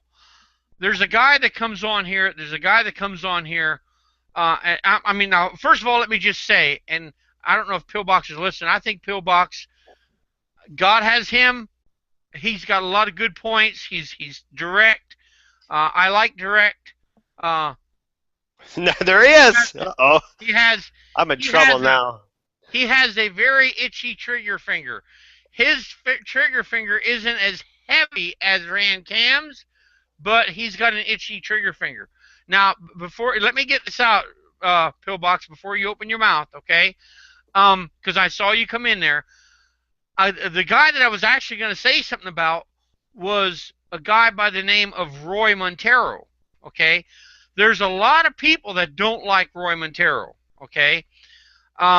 They think he's a joke because he comes in with in the beginning God, in the beginning no God, or not God. I get where Roy comes from, okay? I understand Roy, okay? I really do. I understand Roy. I understand why he comes the way he does. I can sit down and I can have me and Roy have sat down and just had really great conversations for a really good time. You have to learn who Roy is, and you have to understand where he's coming from. And I think that's the same way it is with Rancam. I think it's the same way it is with Pillbox. The problem is, I don't think every one of us, in a way, have our own personality, and we kind of wonder why everybody else doesn't see things the way we do. Well, because they're not you, and they're not me. And I'm not Pillbox. I'm not Tommy. Tommy's not me. Now, there may be people who behave more like me, okay, like a synchronizer, we're a little closer together. And then there's people like me and Rancam who we can get along and we can get in the same room and we can talk, but I don't respond the same way Rancam does. And I don't necessarily respond the same way Pillbox does, but you know what? Here's the best analogy I can give you, okay? Depending on the position that you're in, let's just say as a sniper, you don't limit yourself to one weapon, okay? Mm-hmm. Because depending on how far away the target is, and depending on how many targets there are, you will pick two entirely different weapons, okay? So it's just one of these type of deals where you got to be a little versatile, okay? And so you have to know, as God will use Ran Cam, he's a particular weapon for a certain type of person. God will use Pillbox, he's a different type of weapon for a different type of person. God will use me, I'm a different kind of weapon for a different kind of person. God will use Tommy, different weapon, different person. You see, what I'm saying is, God in the Bible likens that to a body that functions. Okay? Here's Ran. Okay? Ran's a fist. He just pow, knocks you out. Pillbox is, he's more of a boxer that's, just like a jabber, Me, I don't even punch at people. Okay? I don't even punch. I'm too old to punch anybody. Okay? And too tired, too. That's why I'm laying down, so I can get therapy. Okay? Pillbox, you got something to say on your behalf since you came in the room real quick? Man, you guys are still doing this? There you go. Applause, my friend. Applause. That was a good one. My goodness, ladies and gentlemen. Hey, my first time at the range, Jack, was 39 out of 40, but that's besides the point. Yeah, we are different weapons. God uses us in different ways. I don't know if you can hear me right now. I'm probably breaking up, and I went into Transformers mode already. But, You're good. that's the thing is I like to adjust for the battlefield. I don't like even fighting on my own battlefield. I'd rather go to your court and play at your rules and still show you why you're wrong. Jesus Christ is Lord and Savior. That's the main deal here. Everything I've ever been able to do in life is because of my Lord Jesus Christ. Even before I was a Christian, even before I knew him, all of my abilities were given to me. I didn't earn anything, whether it was guitar or marksmanship in the military or being able to drive a tank the way I did or anything else that I might kind of be good at, like, annoying people. All of those abilities were given to me, and that's that's just what I know. That's what I understand. So from Scott's point of view, like the other day, he thanked me for something, for being in the Army, whatever. And I tell people like that, well, don't thank me, thank the Lord Jesus Christ, because without him, I wouldn't have been able to do any of it. Yeah. Well, I actually, you were in the Army? Right, the Army. Is that like is that Army? Well, that's not a military. It's a thing right above Boy Scouts. That's not. I think it's rent-a-cop. Yeah, that's why when I went in, I was beating up the drill sergeants in day 3. So probably why. And I will say this too, and I understand me coming into a room with a title name positively godless that people can immediately go on, oh, is this a troll? Because I think Pillbox, that's immediately what you thought of me when I came into Thick Shade's room after I was recording our show. I just pop into a room and just kind of see what's going on. I get that. I understand it. Do I see a name change in order here? No. Okay. No, this is our show. I'm proud of our show. I'm proud of what we've done. I'm proud that we've ticked off atheists. No, I was talking about you personally, your name, not for the show, but for your name, like you're here now as an independent, just talking as a, like you said, a person, not necessarily your show. But because, and the reason I said that is because, see, I'm beginning to realize that you're not really an atheist, okay? What? Because you don't really know there is no God. You don't know if there's a God. And there's a difference between not knowing if there's a God and absolutely like saying, like you have these, you have atheists and then you have anti-God atheists who are militant in their beliefs. And there is a difference. I highly doubt there is a God, but I know that there's people, and I know that people are good. That's my position. See, now we already got you to compromise that much. See how we're making progress, folks? I'm going to quit the show tomorrow. Well, make sure you do that before you go. Man, what's the deal with Pillbox? He comes in and then he walks out, and then he comes in. He's back now. I tick him off. I make him so mad that he's like, I got to get out of here. Oh. What's the deal, Pillbox? I think when you said, I think I should quit, I think he quit and then came back to make sure that's what you said. Yeah, this connection got cast into the lake of fire, like I told you earlier. My connection's not working, so when I reboot or re-come in, it stays good for about 30 seconds. For some reason, your room doesn't like me, Jack. Sometimes people's rooms work great, sometimes they don't. I don't know why it works that way. Time's up. Well, actually, think about it, Pillbox. It's not because it's his room. It's because your connection sucks. Tommy, did Right. you? For some reason, it works fine in 2 other Hangouts today, but when I go to Jack's, it doesn't work. Yeah, well, You know what, my friends? Tommy's got a question for teacher, and I'm going to log off here because I have some recording stuff to study. So, and Pillbox, I want to talk to you more. Stop it. You are just an agnostic. Come on. We already found that out. yeah, the word's out, man. We're gonna spread the word. Yeah, he said he doesn't know anything. So that's agnostic from the very. That's like the bottom basis of Yeah, Gnosticism. okay. This is what Scott has said so far tonight. Are you ready? Oh, here we go. I'm still here. And I'm not even gonna. Therefore, not God. Got it. And I'm not gonna let Scott correct me either. Okay. That's So fair. far, Scott has said he doesn't know. He has said on his show they claim to be a bunch of idiots. Okay. So I mean, do I have to say anything else, Scott? You know, I say that we're a bunch of idiots because that's kind of how we are. We're not scientists. We're not experts. We're just 3 friends talking about life in a world without God. That's Scientists are experts. You can't be agnostic or atheist and be a scientist or an expert. Don't worry, we like you a lot. I got cut off again. We definitely like you a lot, Scott. Like I said earlier, I like you. I don't have a problem with you. I might have bitched at you a little bit the other night. That's not a big deal. That's normal. I bitch at Christians. Don't worry about it.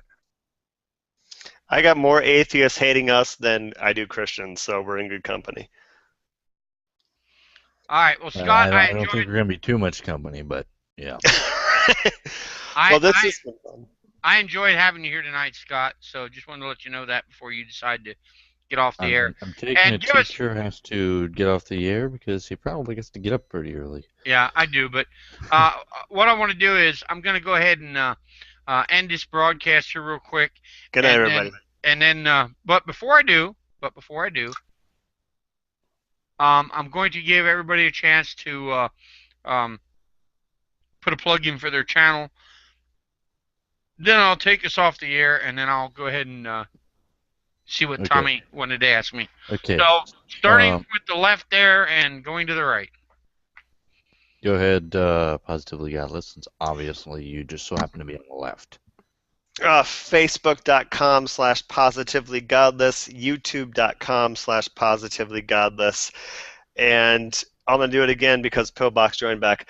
Facebook.com/positivelygodless, YouTube.com/positivelygodless. Go ahead and give us some You views. were just trying to get a second plug in here. I No, saw him no. leave and I saw him come Scott. back. You don't get Scott. one next time. Scott, Yeah. I know the teacher's going to be mad at me for doing this for at least about 5 minutes, but Scott, third time's always the charm, so you might as well do it one more time. Facebook.com/positivelygodless, YouTube.com/positivelygodless. Good night, everybody. Good night. Later. Okay, Pillbox, I believe if you want to advertise your channel, you might as well go ahead and do it. Yeah, ladies and gentlemen, this is MT42 Pillbox, your resident young Earth creationist and know-it-all. Planet tomorrow night, 9 p.m. Eastern Standard Time. Again, that's Unlocked Planet, also known as UPR, Unlocked Planet Radio. Please show up for the truth. We're going to talk about all kinds of interesting subjects, such as people before Africa, the origins of time, space, matter, and life and light. So be there. I appreciate everybody's time, and thanks, Jack, for letting me come on and plug my channel and show. Anytime, Pillbox. All right, Appreciate having you. Mr. Tommy. Mr. Tommy Hall, I Hello, believe hello. you have a channel. You have one? I don't know. I guess I have a YouTube channel. Just look up Tommy Hall. You have I've got any some. videos on your Yeah, I've got some videos on there. Various things. I've got. Just advertise. I've been doing some songs, some music production lately. So there's a few songs on there. Just go to Tommy Hall on YouTube, and various other little evolution creation videos that I dabble in and like to debate. So that's pretty much it. You can always find me here on Google Plus and Hangouts pretty much almost every night. Okay, I'm just trying to figure out here, what exactly is your channel? Like, the main focus goal, if you get what I'm saying. What exactly is your main goal, so that way people know what they're to expect when they get to your channel? Well, I mean, it's kind of a dual thing. I mean, I just sort of combine my first love. Well, I mean, Jesus Christ is my Savior, so he's my Lord and my guide, and so pretty much everything revolves around that in one aspect or another. So, but I do love the evolution creation debate. So I have several videos on that, confronting several people. I actually don't have that many videos total, maybe 20. So you could make a very short evening out of watching all of them. But so, and then the music, I probably got 8 or 9 songs, that maybe 6 or 7, something like that I've recorded, and guitar based, pop rock, sort of Christian. Some of them are Christian, some of them are just straight, maybe love songs to my wife, or so yeah, check it out. And I write very happy, poppy, fun music. So it's kind of a just a hobby. So don't be expecting you two or anything. All right. But I love it, and yeah. So check it out, and I need some more views. And I forgot too.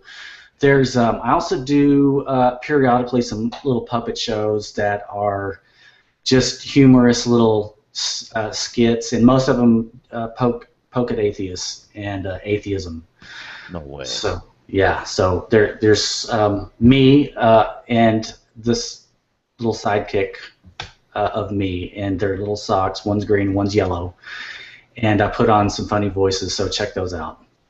All right, so that's Tommy Hall on YouTube. If you check that out, being your main administrator this evening would be administration of the Teachers Forum.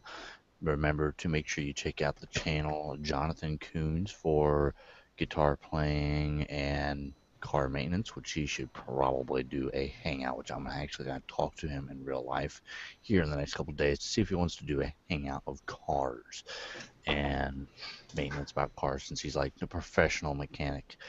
He don't have certification, but he's pretty much that good. But anyway, this is Administration of the Teachers Forum on Google Plus and on YouTube. Back to the teacher, the main owner of the channel. All right. Yeah, this has been another broadcast of Teacher, you just cut out. What we if are. you mind repeating yourself, you just cut out. Yeah, but this is it has been a broadcast of Ambassadors for Christ Ministries. Talked about Amalek at the beginning, trying to be God and just having some general conversation.